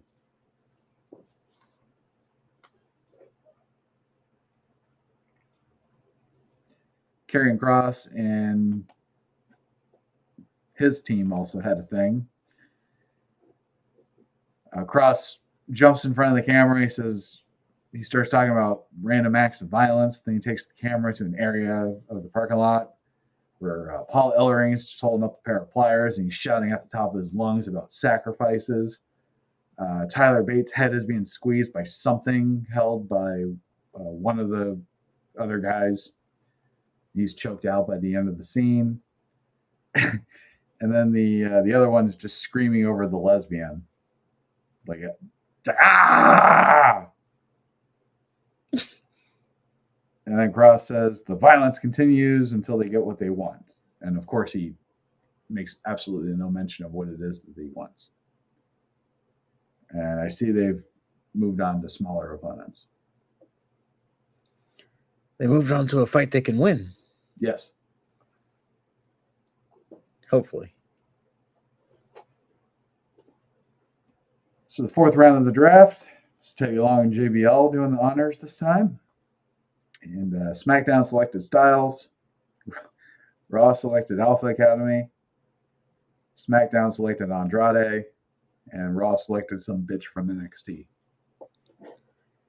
Her name is Kiana James. Basically her... And now, I haven't watched her wrestle in a long time because I haven't watched NXT in a long time. But basically her gimmick is she's some boss bitch. Oh, that's great. So, women power. She's like I guess she was an ex-lawyer, is gimmick-wise. I don't know, something like that. She builds businesses. At one point, she was trying to buy out Fallon Henley's bar so she can demo it and turn it into a condominium. I don't know. There you go. Well, again, all this later confirms that Bayley, there's the triple threat match for Bayley's title. And then Teddy Long confirms that Owens and Orton will be taking on the New Bloodline. So they did confirm it. Yeah. And then next week on SmackDown will be Cody Rhodes and AJ Styles face to face. So what the fuck did they do tonight? There was a contract signing tonight. It's different from a face to face. Okay. And we're not talking about what happened at the end of the show. We'll get to that too. So, Kross's team will face Bate and the Lesbian, and then the Street Profits will face Theory and Waller for their titles, not at Backlash. And then, anything to add? Okay. Oh, we have some compository picks, as they call. You want to run through those? Do you have those? No. What compository picks? They announced them on social media, so I'll just run through them. What? SmackDown. Why the fuck are they doing anything on Raw then? Aren't they doing the next thing on Raw? Well, these are the people who, you don't want to like waste TV time on them. Oh, okay. I guess. I don't know. So SmackDown, they get the OC. SmackDown also gets Baron Corbin. And finally, SmackDown gets Cedric Alexander and Ashante the Adonis. They drafted them both as a tag team, I guess. Whatever. And then Raw gets Shayna Baszler, Zoe Stark, Ivar. So no change literally there. And then the one change is Alba Fire and Isla Dawn moving over to Raw so they can be in catering on Raw. They're going to try the Raw catering as opposed to the SmackDown catering. I'm glad you felt the need to bring those names up. I forgot a lot of them were there. Hey, I just wanted. No, never. I was surprised Baron Corbin wasn't drafted to Raw because he and Breaker had that tag team run. Yeah, that's what a lot of people would have thought. But no, they moved him over to SmackDown. I guess he's going to get another chance at the solo run. Yeah. Should be good for him, I guess. Yep, we'll see how it goes. Well, Carmelo Hayes and Cody Rhodes had their match. And I thought Hayes sold the disaster kick beautifully. Cody hit a bulldog power slam. Unfortunately, it wasn't the finish. And then it turns out the top guy in the entire company had to hit every single move in his arsenal and even pull out new tricks to defeat an NXT draftee.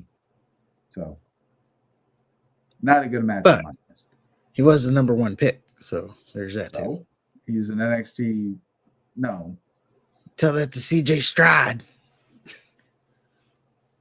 Did CJ Stroud win the Super Bowl? I mean, it is Houston. Okay. Taking to the playoffs is like winning the Super Bowl. Who won the Super Bowl? Well, Patrick Mahomes did. Okay. So and also the Kansas City Chiefs, but did CJ Stroud beat Patrick Mahomes? No. Okay. But again, they're in Houston, so even getting there, they weren't supposed. They were like 3 years away. Anyway, we don't need to talk about. I'm saying you got some guy from your rookie developmental brand having a competitive match with. Think about it. Roman Reigns held this belt. Do you see Roman Reigns having a competitive match with fucking Carmelo Hayes? No. And he wouldn't be wrestling him on night one either. Exactly. So why the fuck is Cody put in this position? I just don't see why he has to hit him with everything he has either. Like, if you're going to have a match with him, fine. If you want to make him look good, you can do it without making yourself look like a chump. And that's what he did to me.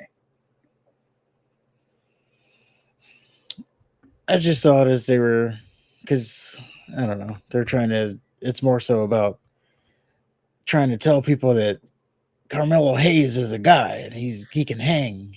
And that's great, but they could have done that with somebody else. They didn't have to do it with their very, very top guy. This is a guy that beat Brock Lesnar and Roman Reigns in the same year.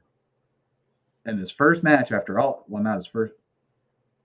Is it his first match?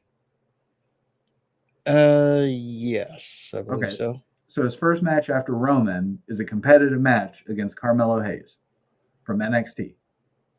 What sense does that make? I don't know. And if again, you're trying to build up Hayes, okay, and that's fine. If you want to do that, great. So then put him in with fucking Shinsuke or Tozawa or something. Well, what's that going to prove? Let him get his shit in. Showcase him. Don't bury your champion for the sake of this guy. Oh, that's a little bit harsh. Bury him a little bit, yeah. Okay. If you're if your top guy can't fucking beat this little developmental pipsqueak, then who can he beat? Well, he's gonna beat AJ Styles. Yeah, if I was AJ Styles, I'd be so fucking confident right now. But yeah, that was the end of Raw or SmackDown.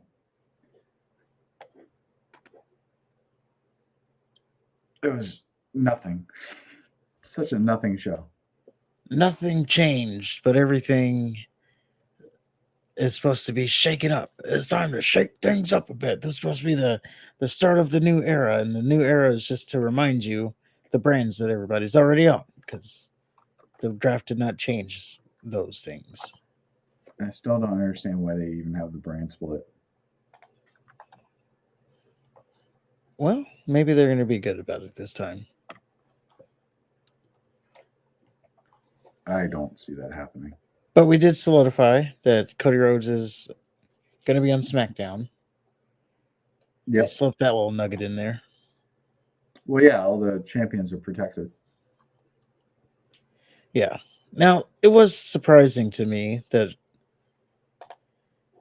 Cody is on SmackDown, even though the champions were protected, because I see Raw being the A show. Not anymore. It's been SmackDown for a while. Well, I'm saying when they got $5 billion from Netflix, it's going to Oh, be the A show. I guess we'll have to see what happens. Yeah. Like, are they going to change the entire dynamic of? Yeah. Well, that's still in a couple of years, though, right?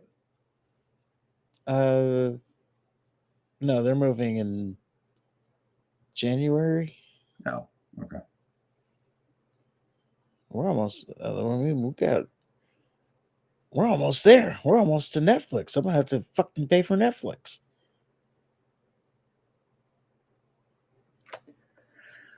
What do you want to go over these Backlash predictions?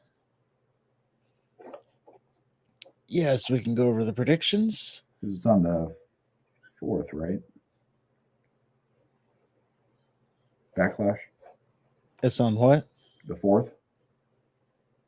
Yes, next week. Yeah. Oh, In the middle I of the need day to too. plug in my computer. Hold on. Almost dead battery here. What's going on? Backlash is in France. Give I me don't know just a where. second. I need to plug my computer in. It's in Backlash, Lyon, France. I don't know where that is, obviously, but I'm sure it's a lovely city. And so far, we only have 5 matches announced, which seems to be the norm for WWE. They don't like to let you know what you're paying for ahead of time. They like to do the okey doke stuff. And the matches, and in no particular order, are Cody Rhodes and AJ Styles for the Undisputed Championship. And then we have Damian Priest versus Jey Uso for the World Heavyweight Championship. And Bayley, Naomi, and Tiffany Stratton face in a triple threat match for the WWE Women's Championship. And the Kabuki Warriors face Bianca Belair and Jade for the Women's Tag Team Championship. And then Randy Orton and Kevin Owens face the Bloodline in just a standard tag match. And that's all we have to look forward to so far. So not a whole lot to really sink your teeth into, but hopefully they'll progress something. Maybe this will be a story building pay-per-view. Yeah, it could be. And to note, this I think it takes place at like middle of the day on Yeah, 1 Saturday. p.m. So yeah. 1 p.m. Eastern time, which means I can fast forward it and shit. It's gonna be great.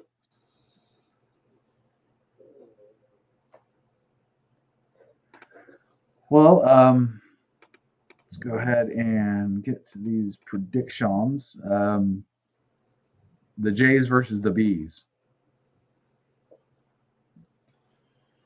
I'm going with Team B. Yeah. New tag team champions. Damn. Jade Cargill and Bianca Belair. And I agree with you. Bayley versus Naomi versus Stratton. I'm going Bailey on this one. Okay. Naomi is taking the pin too.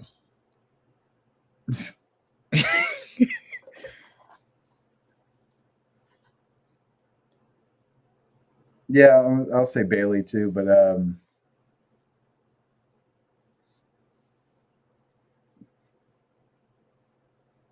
don't know. Maybe Nia Jax gets involved.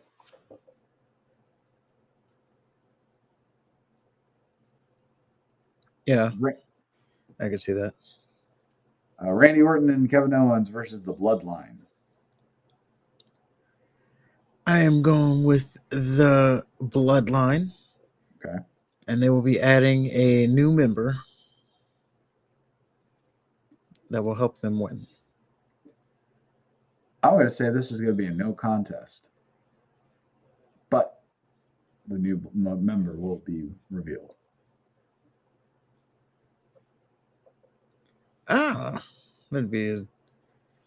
That's a good call. Just beating the shit out of them. Yep. Damian Priest versus Jey Uso for the World Heavyweight title. Oh, I do like my Yeats. But I think at this time, it's going to be a no Yeet. And Damian Priest will be winning. Thank goodness. And then finally, Cody Rhodes versus AJ Styles for the Undisputed Championship. I don't see any other way but Cody Rhodes winning. I think Anderson and Gallows are going to help Styles dethrone Cody Rhodes and end the story once and for all. Is what I'd say if I smoked crack. Of course, it's going to be Cody. I'm going to say, wow, that's a bold call. Right? Yeah, not a whole lot to. I don't know. This one's not very exciting. As I was saying earlier, maybe this is one of them story building pay-per-views where there's nothing to look forward to going into it, but maybe shit happens coming out of it. Yeah, it seems like the biggest takeaway from the pay-per-view is that they're in France. Yeah. Like that's pretty much what you need to know about this pay-per-view. And the card is just whatever it is. Right. That's sad. Yeah. It's like, oh, we're going to be talking about it for years that they went to France and all that. Oh, who was on the card? Oh, I don't know. They were in France, though.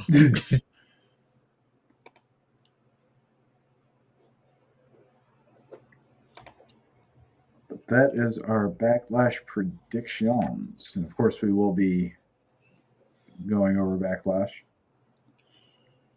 We will have our review. In the detail that we see fit. Yes.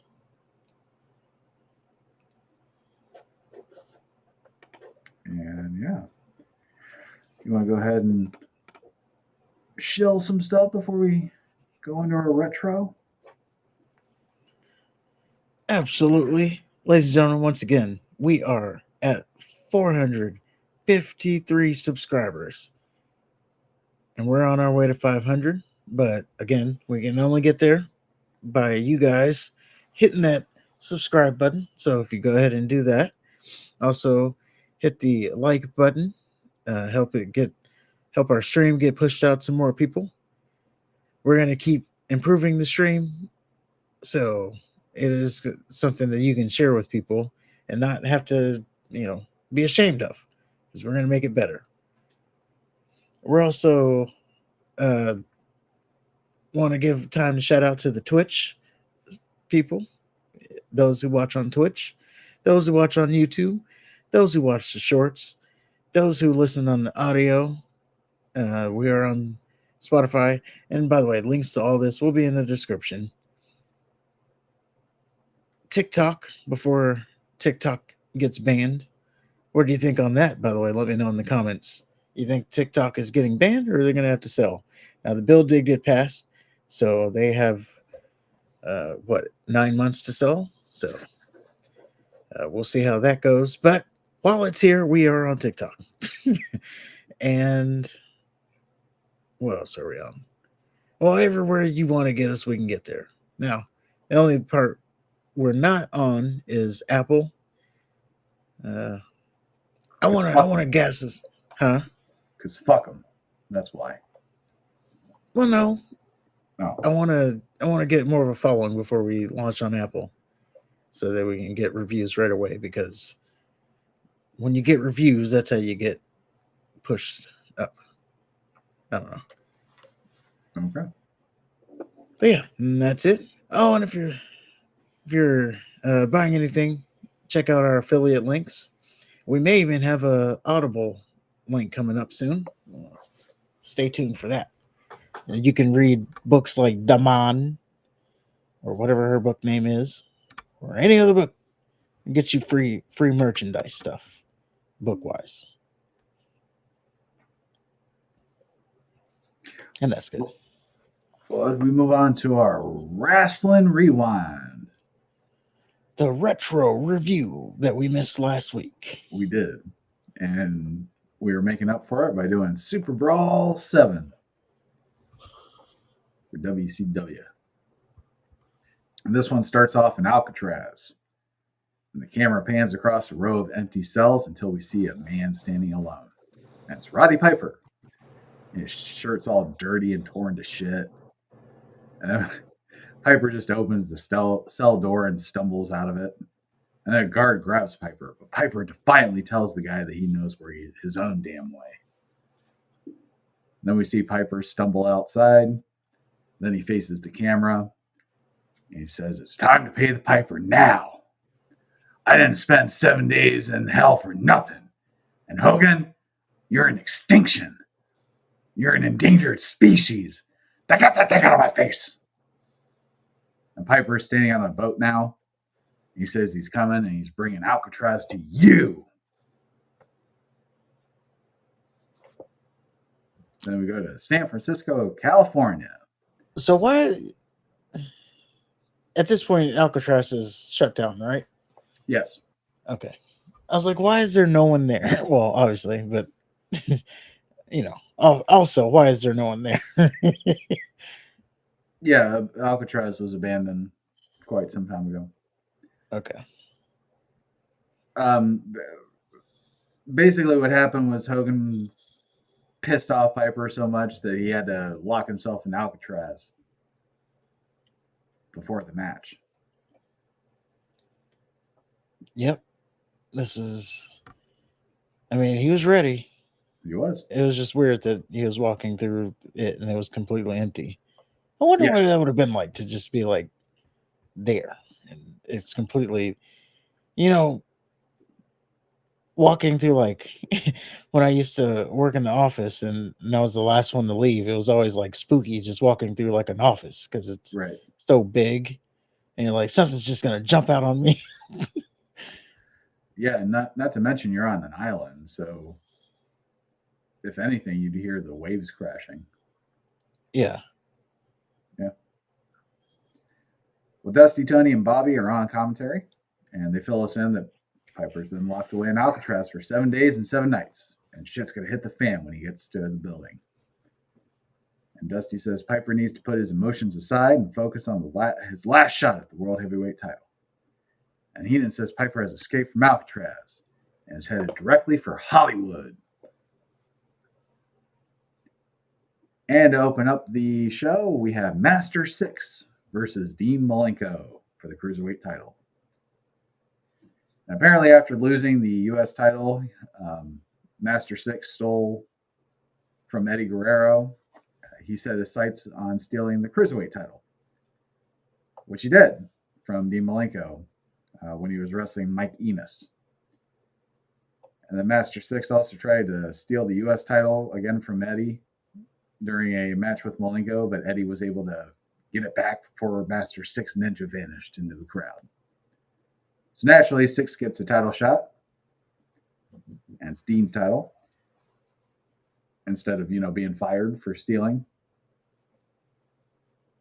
Of course.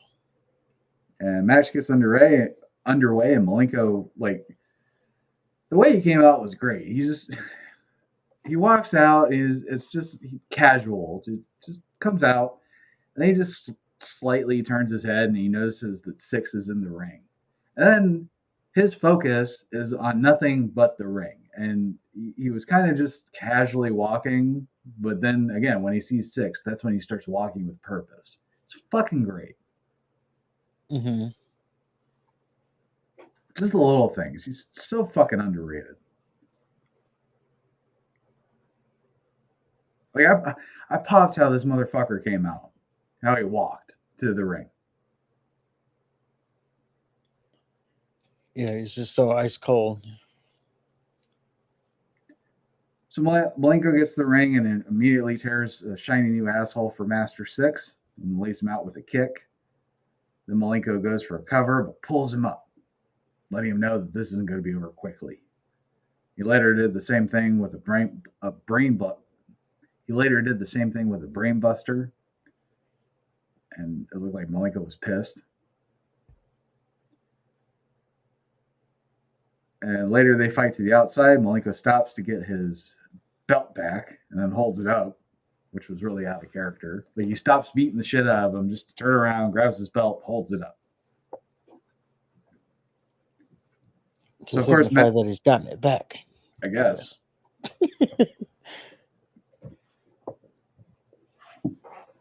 So Master Six is able to get the advantage with the use of his karate. And he also hits a Bronco Buster. And then Malenko goes for a top rope belly to back suplex, but Master Six counters with a half-ass crossbody. And then Master Six makes like he's going to go take the belt and run away. But then Eddie Guerrero comes out. He grabs the belt from the outside the ring. And Malenko grabs Master Six from inside the ring. So Eddie and Six are pulling the Cruiserweight title. Eddie's standing on the outside of the ring. Six is standing on the inside of the ring. Malenko comes up from behind Six and grabs him. So then Eddie ends up letting go of the belt. So, of course, the belt goes right into Malenko's face, and Six gets the win. And Eddie's like, oh, what did I do? And I noticed that Heenan kept calling Eddie La Bamba. I guess that's an upgrade from Jumping Bean. I think he used that earlier or later. But I know you make fun of Six and his karate. His karate? But I actually think he's a pretty good, I don't know. I thought this was a pretty good match. It was all right. And he was part of it. It's better than the 1-2-3 Kid. But as you see, pretty much throughout his whole wrestling career, he's stayed with that whole karate thing. I don't remember You're just taken him doing aback the by karate with 1-2-3 Kid. Well, I mean, he didn't do like the arm stuff, but he would do like the jumping back kicks and stuff. The 1-2-3 Kid? Yeah, he just didn't do like the crouching. This whole he didn't do all that, but yeah, Okay. he would do his jumping kicks, and I remember him doing his little spinning jumping back kick thing. I just remember him for the moonsault. Oh yeah, there's that too. Well, but yeah, good match. I don't know what Eddie was thinking coming out there. He was trying to help Dean because he knows what it's like to get his title stolen. Well, yeah, costed him the title now. Sure did. So one good thing we can have from this is at least we're going to get some great matches between Dean and Eddie. Hopefully we get to see them on a pay-per-view.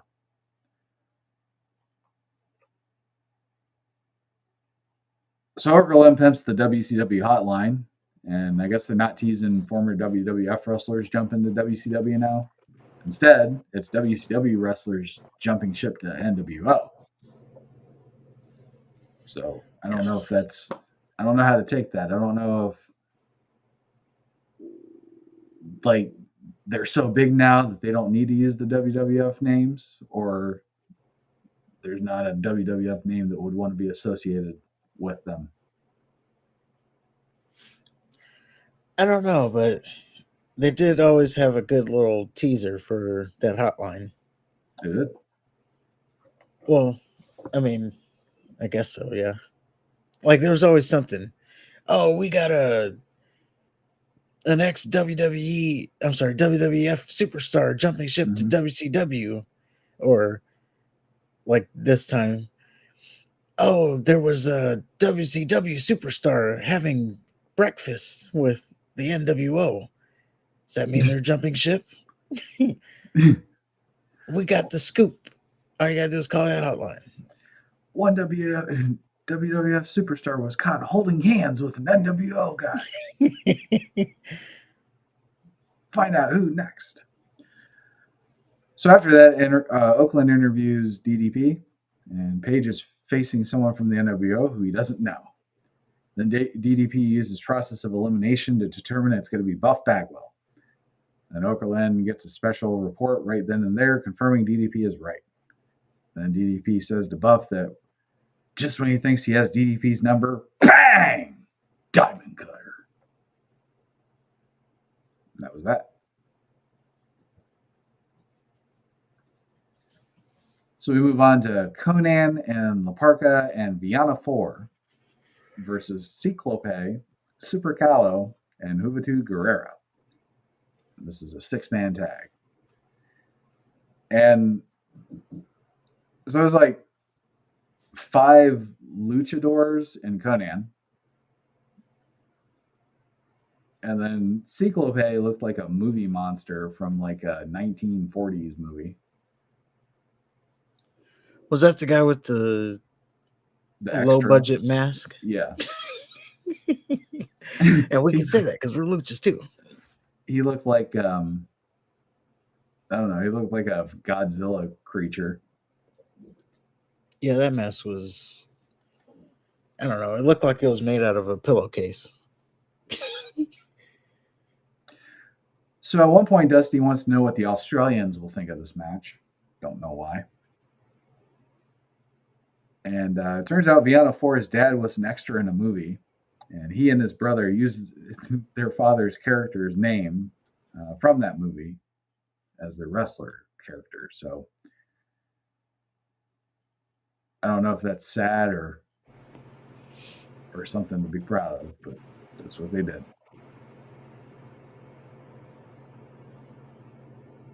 I didn't know what to make of, Ciclope. It would just seem like that all that shit would just be so distracting to wrestle in. And his highlight of the night was when he tried to hit Viano 4 with a moonsault and just completely missed him. And thankfully, Viano didn't sell it at all. And La Parca wasn't wearing his little skeleton deal, which was kind of weird. And then this match was held in such high regard that they did a split screen to show Stevie Ray talking to some virgin about WWE.com. So I thought that was got to show that nice. Extra stuff. Couldn't have done that during the WCW hotline segment.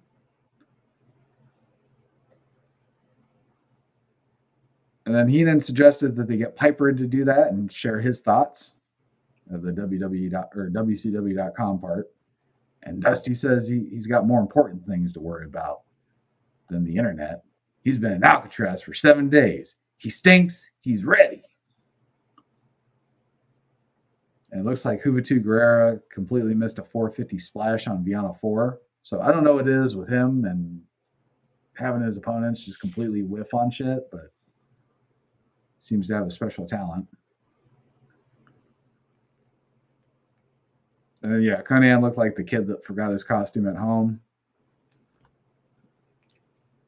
And they did a whole bunch of useless group submissions, which it looked like routines instead of like they're trying to win a fight, like a dance routine. like that star thing, and then the surfboard bullshit. Yeah, I just said it's probably the lucha libre style or something. I don't know, Oh, clearly, yeah. because that they kind of do the same thing in AEW now. So Mm. Well, Conan won with a sit down power bomb, and Hoovy actually kicked out, but it was counted as a pin anyway.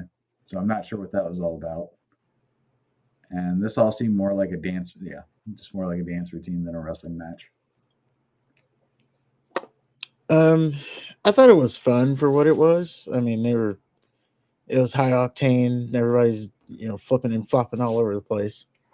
Um, at one point, Heenan was like, "I'll give you $1,000. You tell me who's legal right now." um, yeah, I mean, it was good for what it was. Yes, Hoovy 2, then at the end, he kicks out, and they still counted it. And then everybody was standing around like they were confused. Right. Hoovy was upset. I don't know if he was upset because he kicked out or because he lost. And yeah, they were just standing around. No one was celebrating. The ref had to tell them that they won. Yeah, it was just a Really weird weird. ending. Now on the replay, it did look like his head bounced off the um, ring, so maybe that had something to do with it. But I don't know. A win's a win. I Like, just what are know you he doing kicked out kicking out clear as of? day. Yeah, what are you doing kicking out of Conan's finisher? That was his finisher at the time. So, what are you doing trying to kicking out of his finisher? Do you understand? Apparently not. And they did some nice crowd shots of the fans. I did appreciate all the virgins with their Sting face paint on. And they kept showing this one particular fan that was the size of 4 fans put together and had gigantic man titties. Kind of remind me of this character Angus from this old movie from the 90s. They kept cutting to him, making stupid faces. And he kept getting bigger, so I can only assume that he was just eating people around him. Like a Venus flytrap. Or he was just eating? That too. So we move on to Rey Mysterio Jr. versus Prince Iaukea, and this is for the WCW TV title. And I think this is the first time the TV title's been on a pay per view. Maybe. I believe so.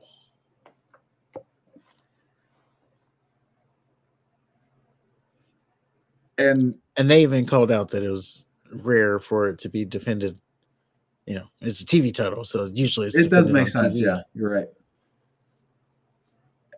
So Mysterio did a forward roll, like directly onto Iaukea at the beginning of the match, and that just completely popped me. I was like, oh shit. Because I can't see how that would not hurt in every way. Yeah. And then Steven Regal came out because he's the former TV champ. And then Regal ends up fucking Mysterio, and Iaukea gets the pin. Iaukea is not happy about it. And Regal wants Iaukea to shake his hand for helping him retain the belt. Iaukea tries to give the belt to Ray and then raise his hand. Ray doesn't want any of that. He wants to win the belt the right way. So he gives it back and raises Iaukea hand. And the commentary team were pissed that nobody wants this fucking title. And then Ray yells at Regal from the ring. And then Regal gets on his hands and knees and says, "Come on, little man." And yeah. So, if I recall, wasn't this Jimmy golly Superfly Jimmy Snuka's son? Iaukea? Yeah. I don't know. Okay. I thought I remember I thought I remember that being his son, and I remember that they were trying to. I don't know. He didn't have quite the long run in WCW. He had a neat look, though. Yeah, He didn't look like a superstar or anything, but he had I don't know, it was unique enough that he stood out. yeah. I just remember they were trying to push him as like this blue chipper, and then yeah, just kind of dropped him. But he had so much honor trying to just hand over the title. No, he cheated, so you get the title now. No, I don't believe he's related to Snuka. Maybe I thought he was because of his. Well, obviously I thought he was, but his wrestling barefoot. Maybe that's what it was. He was actually trained by Dean Malenko. Good for him. Yeah.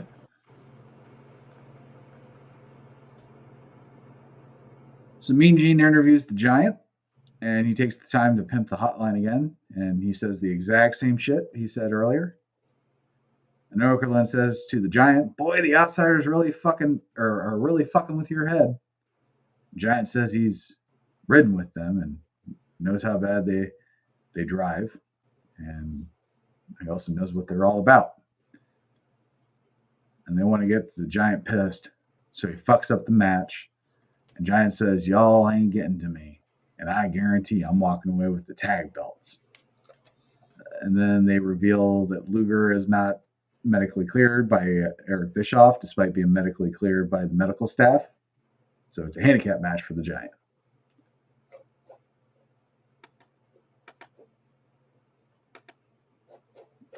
So you have Buff Bagwell versus DDP. And right before the match, DDP takes his shirt off, wipes his sweat off of it, or off on it, and throws it into the crowd like a rock star. Only it's wrestling fans. So you see a bunch of drunk, sweaty dudes claw at each other over over this man's t-shirt instead of, screaming girls. Quite the juxtaposition. And Bagwell stole DDB's trick where he tries to punk the referee out, but he ends up getting bitched. And then Bagwell hits DDP with a perfect flex, but pulls up and tells the referee to count to 10. So Bagwell gets hit with a diamond cutter, but the rest of the NWO come out before DDP can make the cover, I guess. And then DDP escapes through the crowd, blowing kisses. And Nick Patrick came out with a sleeveless zebra striped shirt, and then he yells at the WCW ref. And DDP is announced the winner via DQ. This match, I was excited for this match. Unfortunately, it didn't live up to the excitement. Mainly because Bagwell, he kept like posing. He hit the perfect flex, and then for no reason whatsoever, he just gets up and starts posing, and he's like, "Count him out." Yeah. It's like, okay, buddy. I haven't done this at all this entire match, but do it now. Yeah. And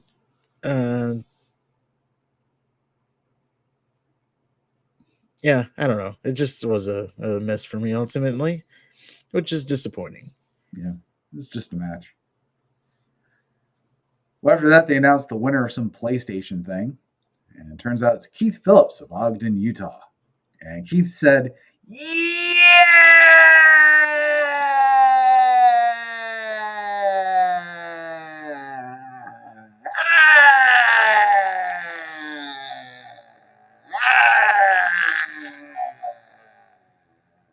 Woo!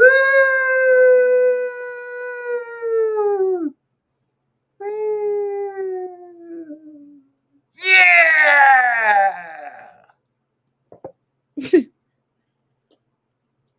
And Chris Jericho and Eddie Guerrero had their match for the the WCW US title. And Heenan called Guerrero Eddie Graham. I guess that's an improvement over La Bamba, but he ended up going back to that anyway. So don't know where Heenan was on that. And I like how this one was a little slower. Like we saw a 6-man lucha match and then Ikea versus Mysterio. So Jericho and Eddie decided to give us something different. And one of the highlights is Jericho did a spinning Argentinian backbreaker, and it blew Tony's mind. He's like, "Oh, it's so many moves at once!"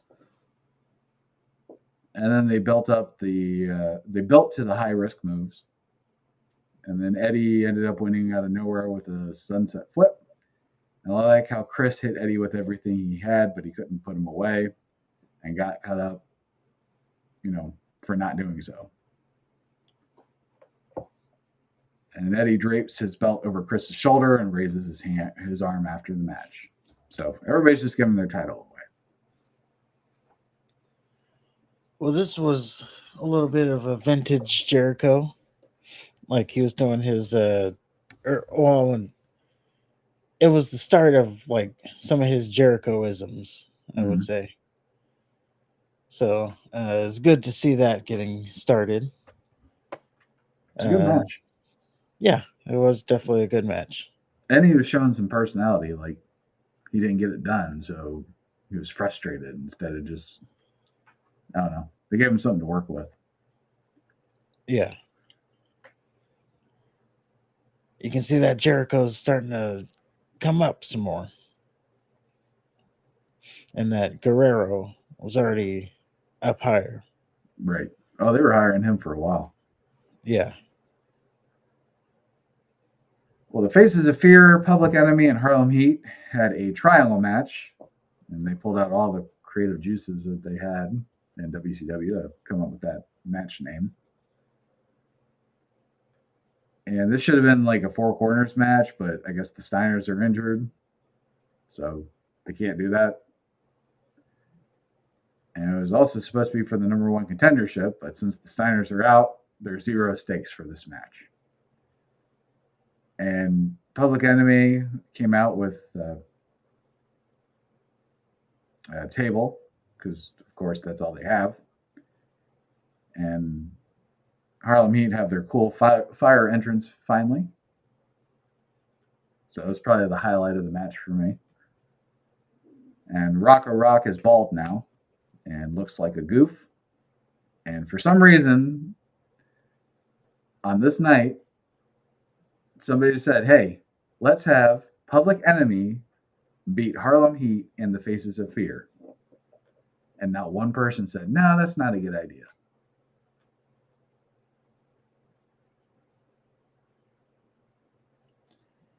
I mean, it was,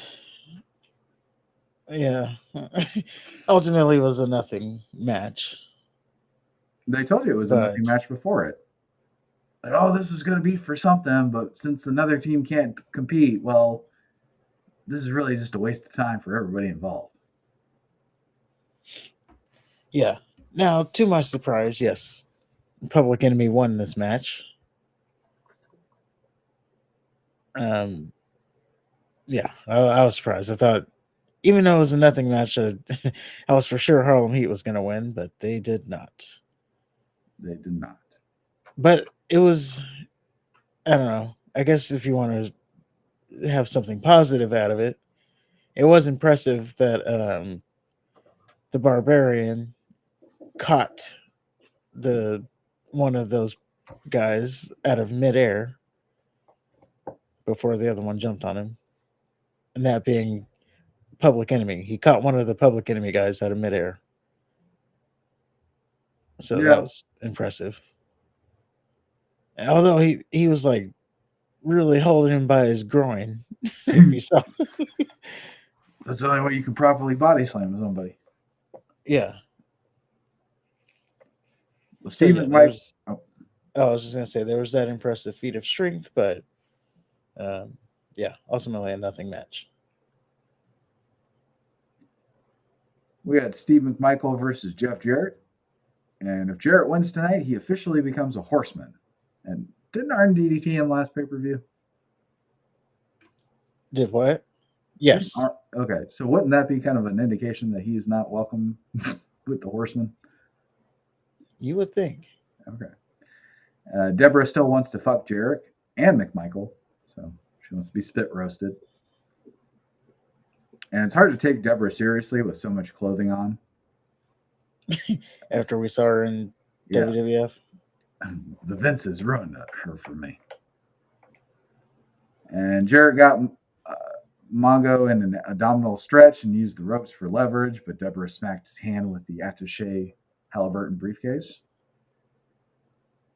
And then later, Deborah towels off Jarrett, and Mongo snatches the towel and uses it to strangle Jarrett with. Jarrett climbs the top rope and hits Mongo with a crossbody drop. And just before Jarrett landed on Mongo, he went, "Ah!" So that was funny. And Mongo kicks out, sends Jarrett into the ref, and he tells Deborah to hand him the Halliburton attaché case. And Deborah tells Mongo to fuck off. Mongo grabs Deborah by the arm, then she just tosses the briefcase behind her. And it just so happened to land in Jarrett's arms. Jarrett hits Mongo with the Halliburton attaché case and gets the 1-2-3. And Deborah winks at the camera next to her unconscious husband.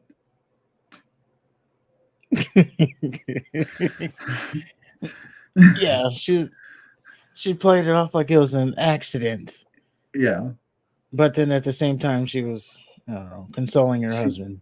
Yeah, she literally winked at the camera. Yeah. So I guess Jericho, I'm sorry, not Jericho, Double J is now part of the Horsemen. And does that mean McMichael's out? I don't know what the fuck it means. Guess we'll have to wait till tomorrow when they change it again.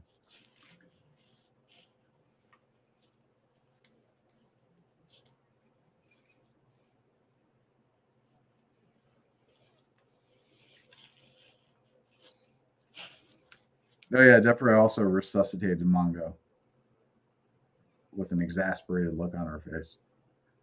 Like, get up! I know I'm the reason why you're lying there, but come on, you silly goose. It's just a metal briefcase.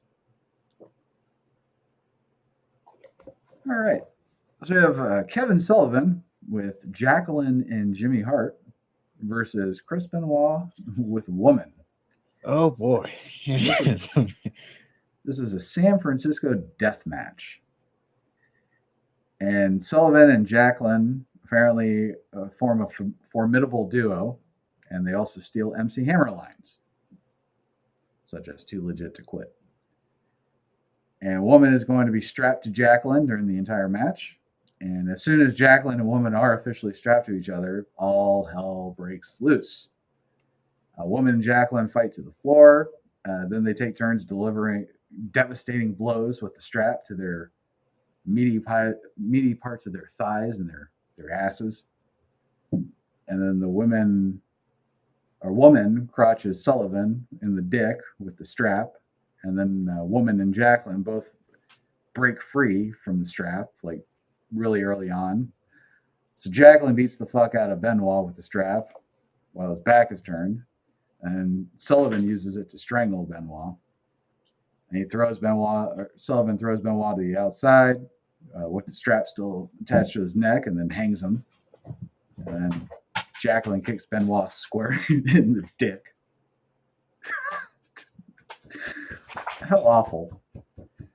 And then Woman does something to Sullivan, and now both girls are pummeling their fallen man.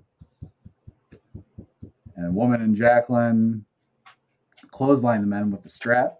Then they start smacking the shit out of each other's legs again. And Sullivan and Benoit fight through the crowd. The girls are still smacking their legs. And then Sullivan and Benoit go through the concession area, and Benoit gets slammed on something. I don't want to say it's a Zamboni, but it might be. I don't know. And Benoit hits Sullivan with a couple empty trash cans, and then they fight their way back to the ring. Sullivan hits a bitch-ass foot stomp, and Woman starts hitting him with the strap to break up the pin. And The finishing move is so effective that Benoit immediately gets up and hits Sullivan with a pile driver. And then Benoit goes outside, grabs a table. He sets up the table, throws Sullivan on it, and gets on the top rope. Jacqueline tries to thwart Benoit, but Nancy holds onto her, so she's too short. So she has enough slack to do the only things she can think of to do, and that's to dive on top of Sullivan. And Benoit does not give two fucks at all, and he dives onto Jacqueline and Sullivan, and the table happens to survive. These are the strongest tables ever. And Jacqueline's sacrifice does dick because Benoit just rolls Sullivan over and covers him under the table 1, 2, 3. And I gotta say, this might be the best intergender match I've ever seen. This reminded me of like any old back alley fight with just two chicks involved. Yeah, I would say this was now maybe the women were a little too much at times. Like I remember there was even a point where they were fighting outside of the ring, just being Benoit and Sullivan, and then the ref was with the women, and they were like, so, Shivani on commentary is like, "Oh, just to remind you that if Benoit or Sullivan gets the pin, that's the only way this match ends, or pinfall or submission." He said, and I don't know why the ref decided to stay with the women, but yeah, I would say outside of that, like maybe it was a little much from them, but outside of that, based off of what it seems to be happening here, this was booked pretty much perfectly. Oh yeah. It wasn't supposed to be like a pretty match. It was supposed to be a clusterfuck. Yeah, it was supposed to be a fight. Yeah, because you got one guy stealing another guy's wife, so or girlfriend. I don't know what she was at the time, but and you got the two pissed off wives involved.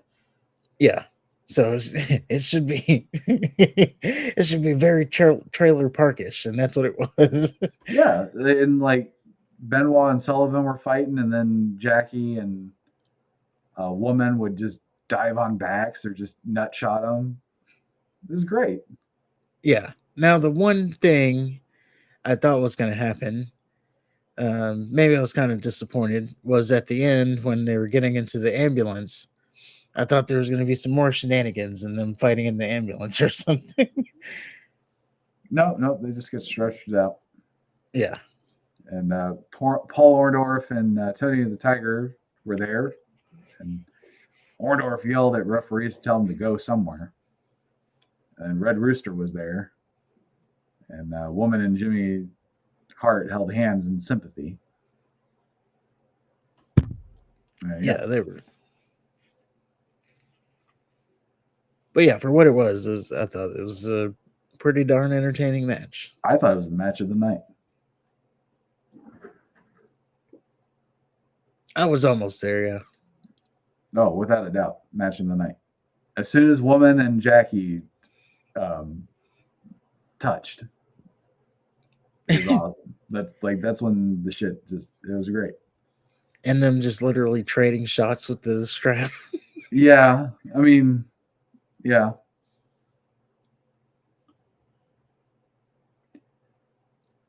Well, after that, we have the Outsiders versus the Giant. And it's for the WCW tag titles.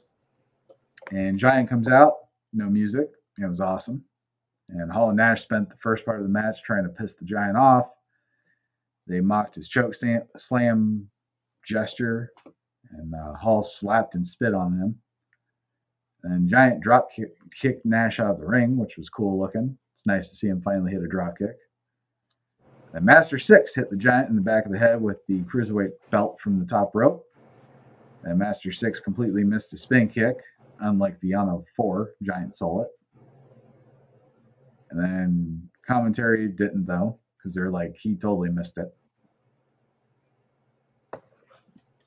Yep. Then Master Six tries to nail Giant from the top rope again, and Giant catches Master Six and throws him right at Nash. And Hall ends up getting Master Six's belt and nails Giant with it. And Nash power bombs the Giant, and it was awesome. It was amazing to see. Yeah. Yeah, it's not going to be like the other one. When we see it again, it's going to be a little different. Luger comes out in street clothes to save the day. Giant tags in Luger, who fucks up Nash and Hall and Master Six. And Luger gets Nash in the torture rack for the win.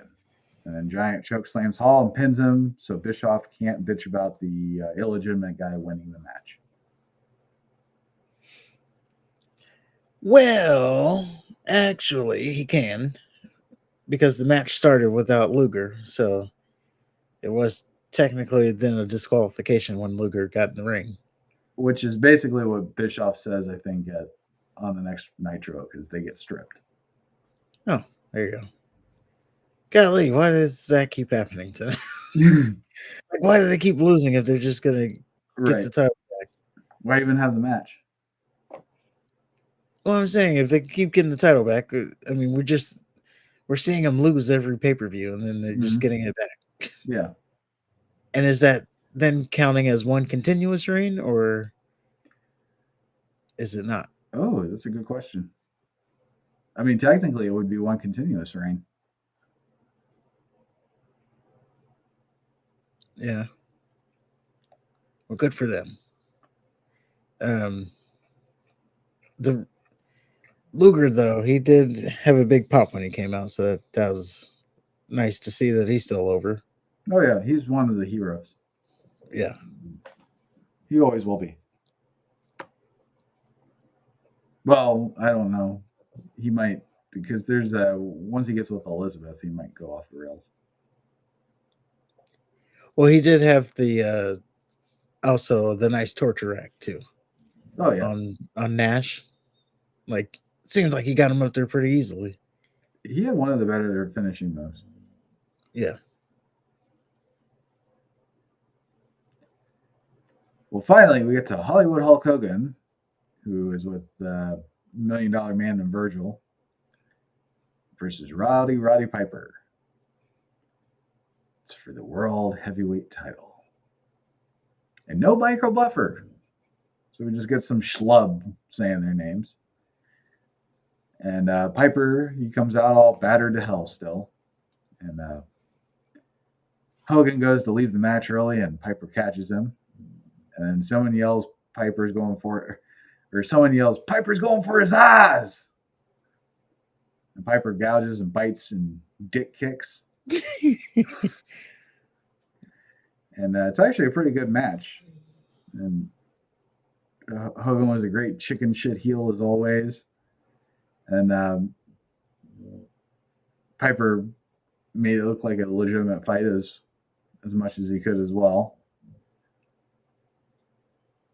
And some NWO members came out, and Piper kicked all of their asses. And Sting and Savage came out too. And Savage heads to the ring, but Sting stops him. And Sting just turns and leaves. So Macho Man goes to the ring anyway. And Piper gets Hogan with a sleeper hold, the same move he used to beat him last time. And Savage just stares, stone-faced. And eventually the referee checks on Hogan and starts raising his arm. Raises his arm once, falls down. Raises his arm twice, falls down. Raises his arm a third time, and falls down. And the ref rings the bell.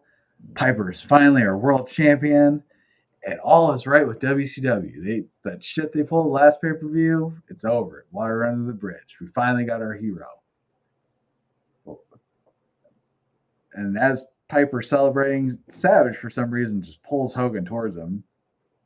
And then it looked like he was trying to drag him out of the ring and just stopped. And then he starts fumbling with his pocket. And it's a pocket that's so high, he almost dislocates his shoulder to get to it. And Savage ends up handing Hogan a pair of brass knuckles. And meanwhile, Mark Curtis is freaking out and trying to throw Piper's hand down. And then the bell rings again. And then Hogan uppercuts Piper and pins him 1, 2, 3. And this is at this point I wrote, what? And Shivani says, because Hogan was under the ropes, the referee had to restart the match because Piper would have had to break the hold. So remember, Savage pulled Hogan under the fucking ropes after it was all said and done. And the referee saw that and restarted the match because he thought Hogan was under the ropes the entire time. However, the referee was literally facing Hogan with his ass against the ropes when he was doing the arm raises thing. It was a genius plan. It was not a genius plan. It was stupid. It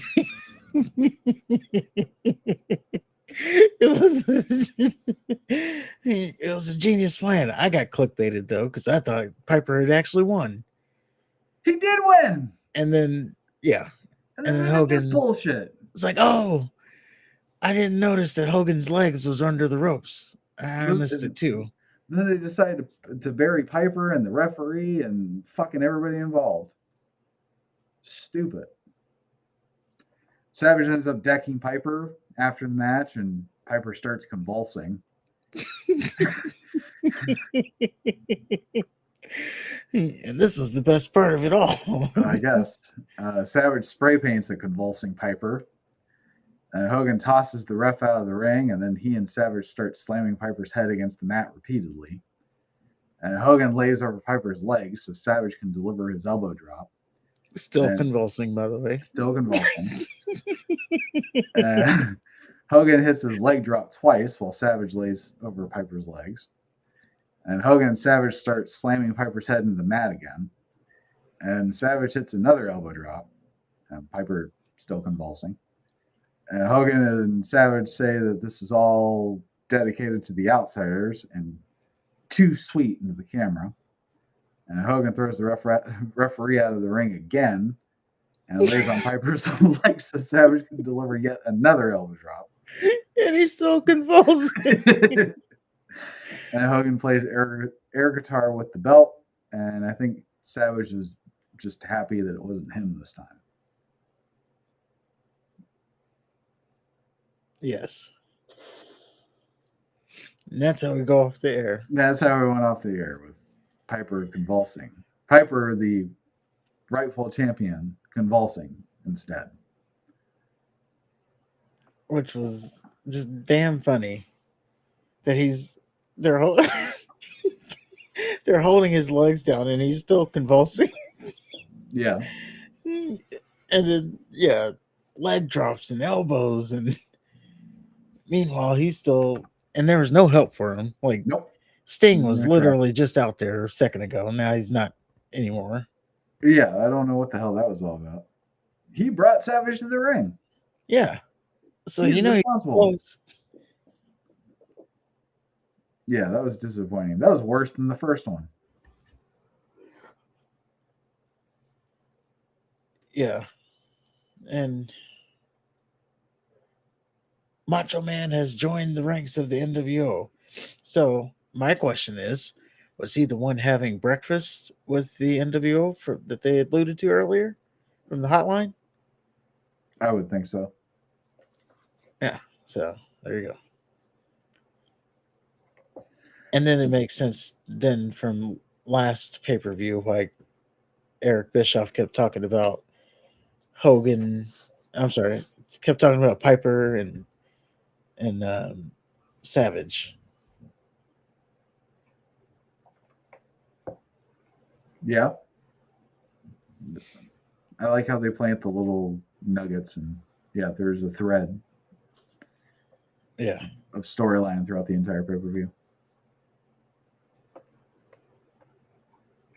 But yeah, that was Super Brawl 7. I don't know what's next. Not Starrcade.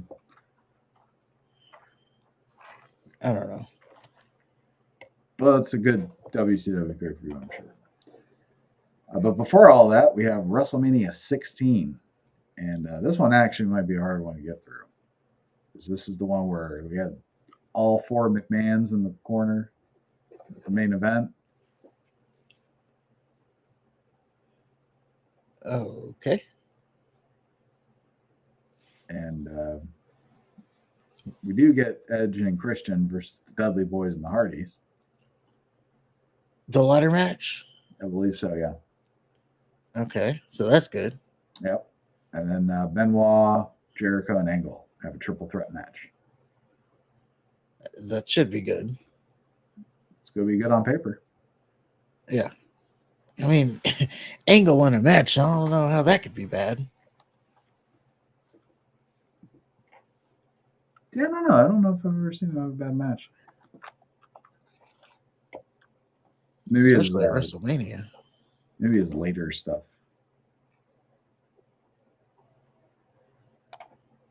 Uncensored's next for WCW. Well, we're back to uncensored. Seems like we just watched one. Yeah. Oh, this is Dennis Rodman makes an appearance. Oh, Rodzilla? Rodzilla. Okay. Now we're getting to peak NWO before, it gets crazy. But that is all I got. Well, that's our retro review. We got some. We only got one story, and there's some breaking news. I wish I had a thing to play for breaking news, but there is some breaking news. That breaking news is Drew McIntyre has signed his contract. So, of course he did. To the surprise of no one, he is staying with WWE. Oh, good for him. I mean, there's those, weirdos who thought, oh, he's going to AEW.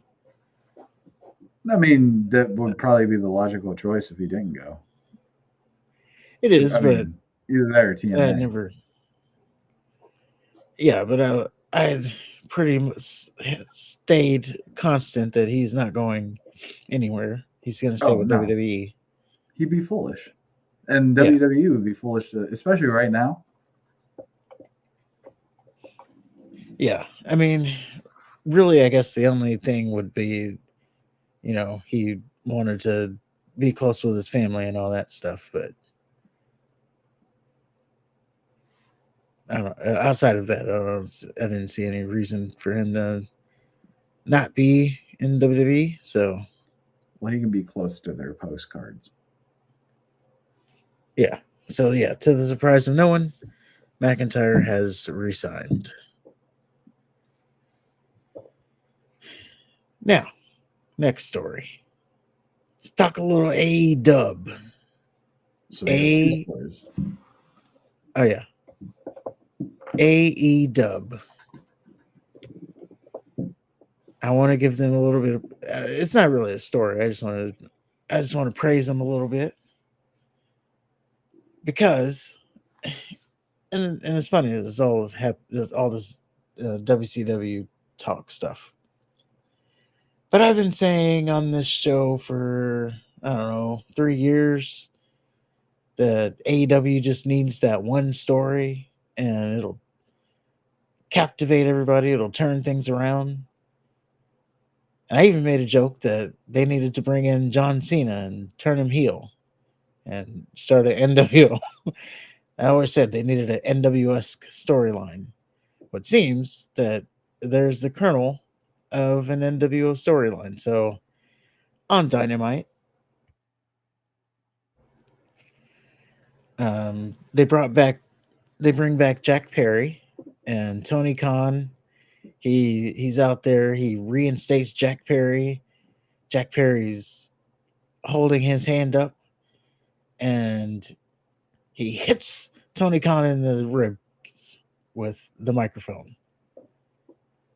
And then out comes the Young Bucks, or the Bucks. I don't know what they're called now.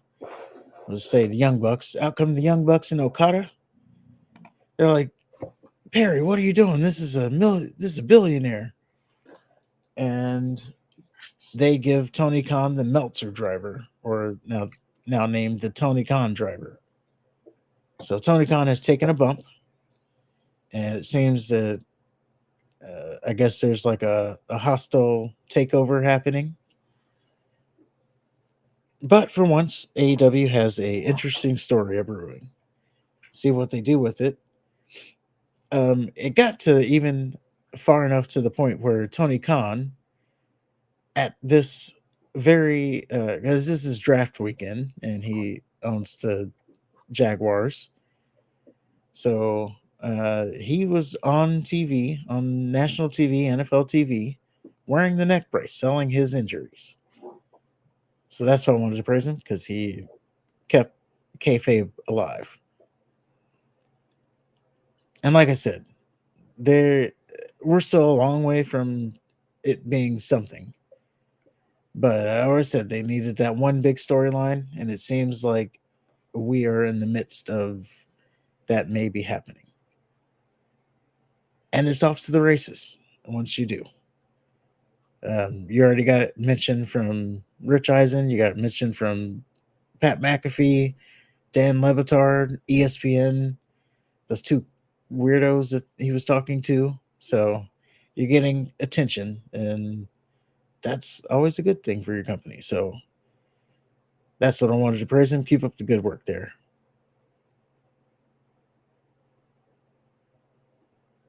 You know, everybody's laughing at this storyline, right?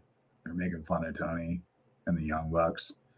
And you drew parallels to the NWO and this storyline. The difference between the NWO and this is the NWO was stars. You had Hogan, Hall, Nash. Or better yet, you had Hogan, Razor Ramon, and Diesel, all champions. In this storyline, you have Jungle Jack Perry, who, by the way, is just about the same size as little tiny Tony Khan, and the Young Bucks, who have not only they've only diminished in popularity since AEW started. So this Dixie Khan being a character is not going to be the jumpstart storyline that you're talking about. And since we've started this, I have done nothing but call AEW TNA 2.0, and they have done nothing but prove me right since we started this. So you're gonna have your storyline. I'll be proven right again. All right. Well, I'm just saying they got attention. So and now what they do with it. You mentioned the ESPN spots and how Tony Khan was wearing his neck brace and how he was keeping kayfabe alive. They were mocking him to his face and laughing at him because he's a fucking joke. Everybody knew he wasn't hurt, and he was just he just looked like a clown. They were laughing at him. They weren't laughing with him. They weren't going along with it. He was a joke. Here you are, you're talking on a network, talking about a real sport, and then you want to bring in your fake sport. And that shit. It reeks of desperation, just like anything else that they do. And it's going to fall flat, just like anything else that they do. Well, if they book it right, it won't. But they won't book it right. There's no if. They won't book it right. Well, that will remain to be seen. No, they won't book it right. What have they booked right? They have not booked anything right. They've booked stuff decently. I'd say Cody and CM Punk stuff was good. The MJF stuff is good. Tony knows how to put some quote unquote dream matches together that have no build whatsoever. Absolutely. What storyline, what interest does he have, or what interest does Tony have in his bag of tricks for any of the matches, for any of his booking, for any of his product? We talk about the shit behind the scenes more than we talk about the shit in the ring or on TV. So, I mean, no, the booking sucks. The product sucks. The company sucks. The wrestlers are okay. Most of them suck. This is going to suck too. There you go. And you forgot to mention his mangina. Why would? Oh, because he got he got hit with the soft part of the microphone. And Oh no, then, you just every time you talk about Tony Khan, you mention his mangina. oh, he wasn't a pussy this time. There you go. I mean, no, because like the first time he talked about how he was afraid of his life or for his life, which I call him a pussy for that, because there's no way. And then we saw the video, which illustrated that he's a pussy. Then he came out and yeah, he's just been nothing but a pussy. But no, he didn't really do anything really pussified this time around. He's just a joke.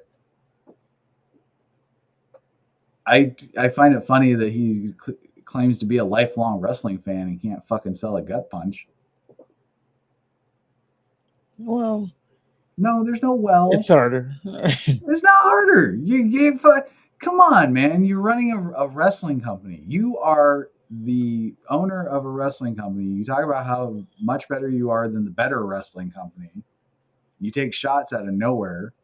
You're fucking comparing WWE to Harvey Weinstein. And you can't even sell a gut punch. Like, shut the fuck up. Sit down. Stay in your goddamn lane. Well, that's from your side. And on my side, I say, keep going, doing what you're doing. You might actually get me to watch Dynamite. Yeah, keep doing what you're doing. I might watch Dynamite. And if You that might get happens, 700 you people to win. watch to come to your shit. Well, yeah, I might be bothered to watch Dynamite. And if that happens, you win. But on that note, if you agree with anything, let us know in the Oh yeah, comments. by the way, Swerve Strickland, first black AEW champion. Haven't said shit about that. We're talking about Dixie Khan being introduced into the fucking Young Bucks and that bullshit. So, good move. Well, I don't know. That's here nor there. Talking about the story, not talking about all that. But yeah, congrats, I guess. Or in What's order a better for story than a black man rising from the ashes and the oppression of the white devil to claim the greatest prize in all of wrestling, that is the AEW Triple B belt.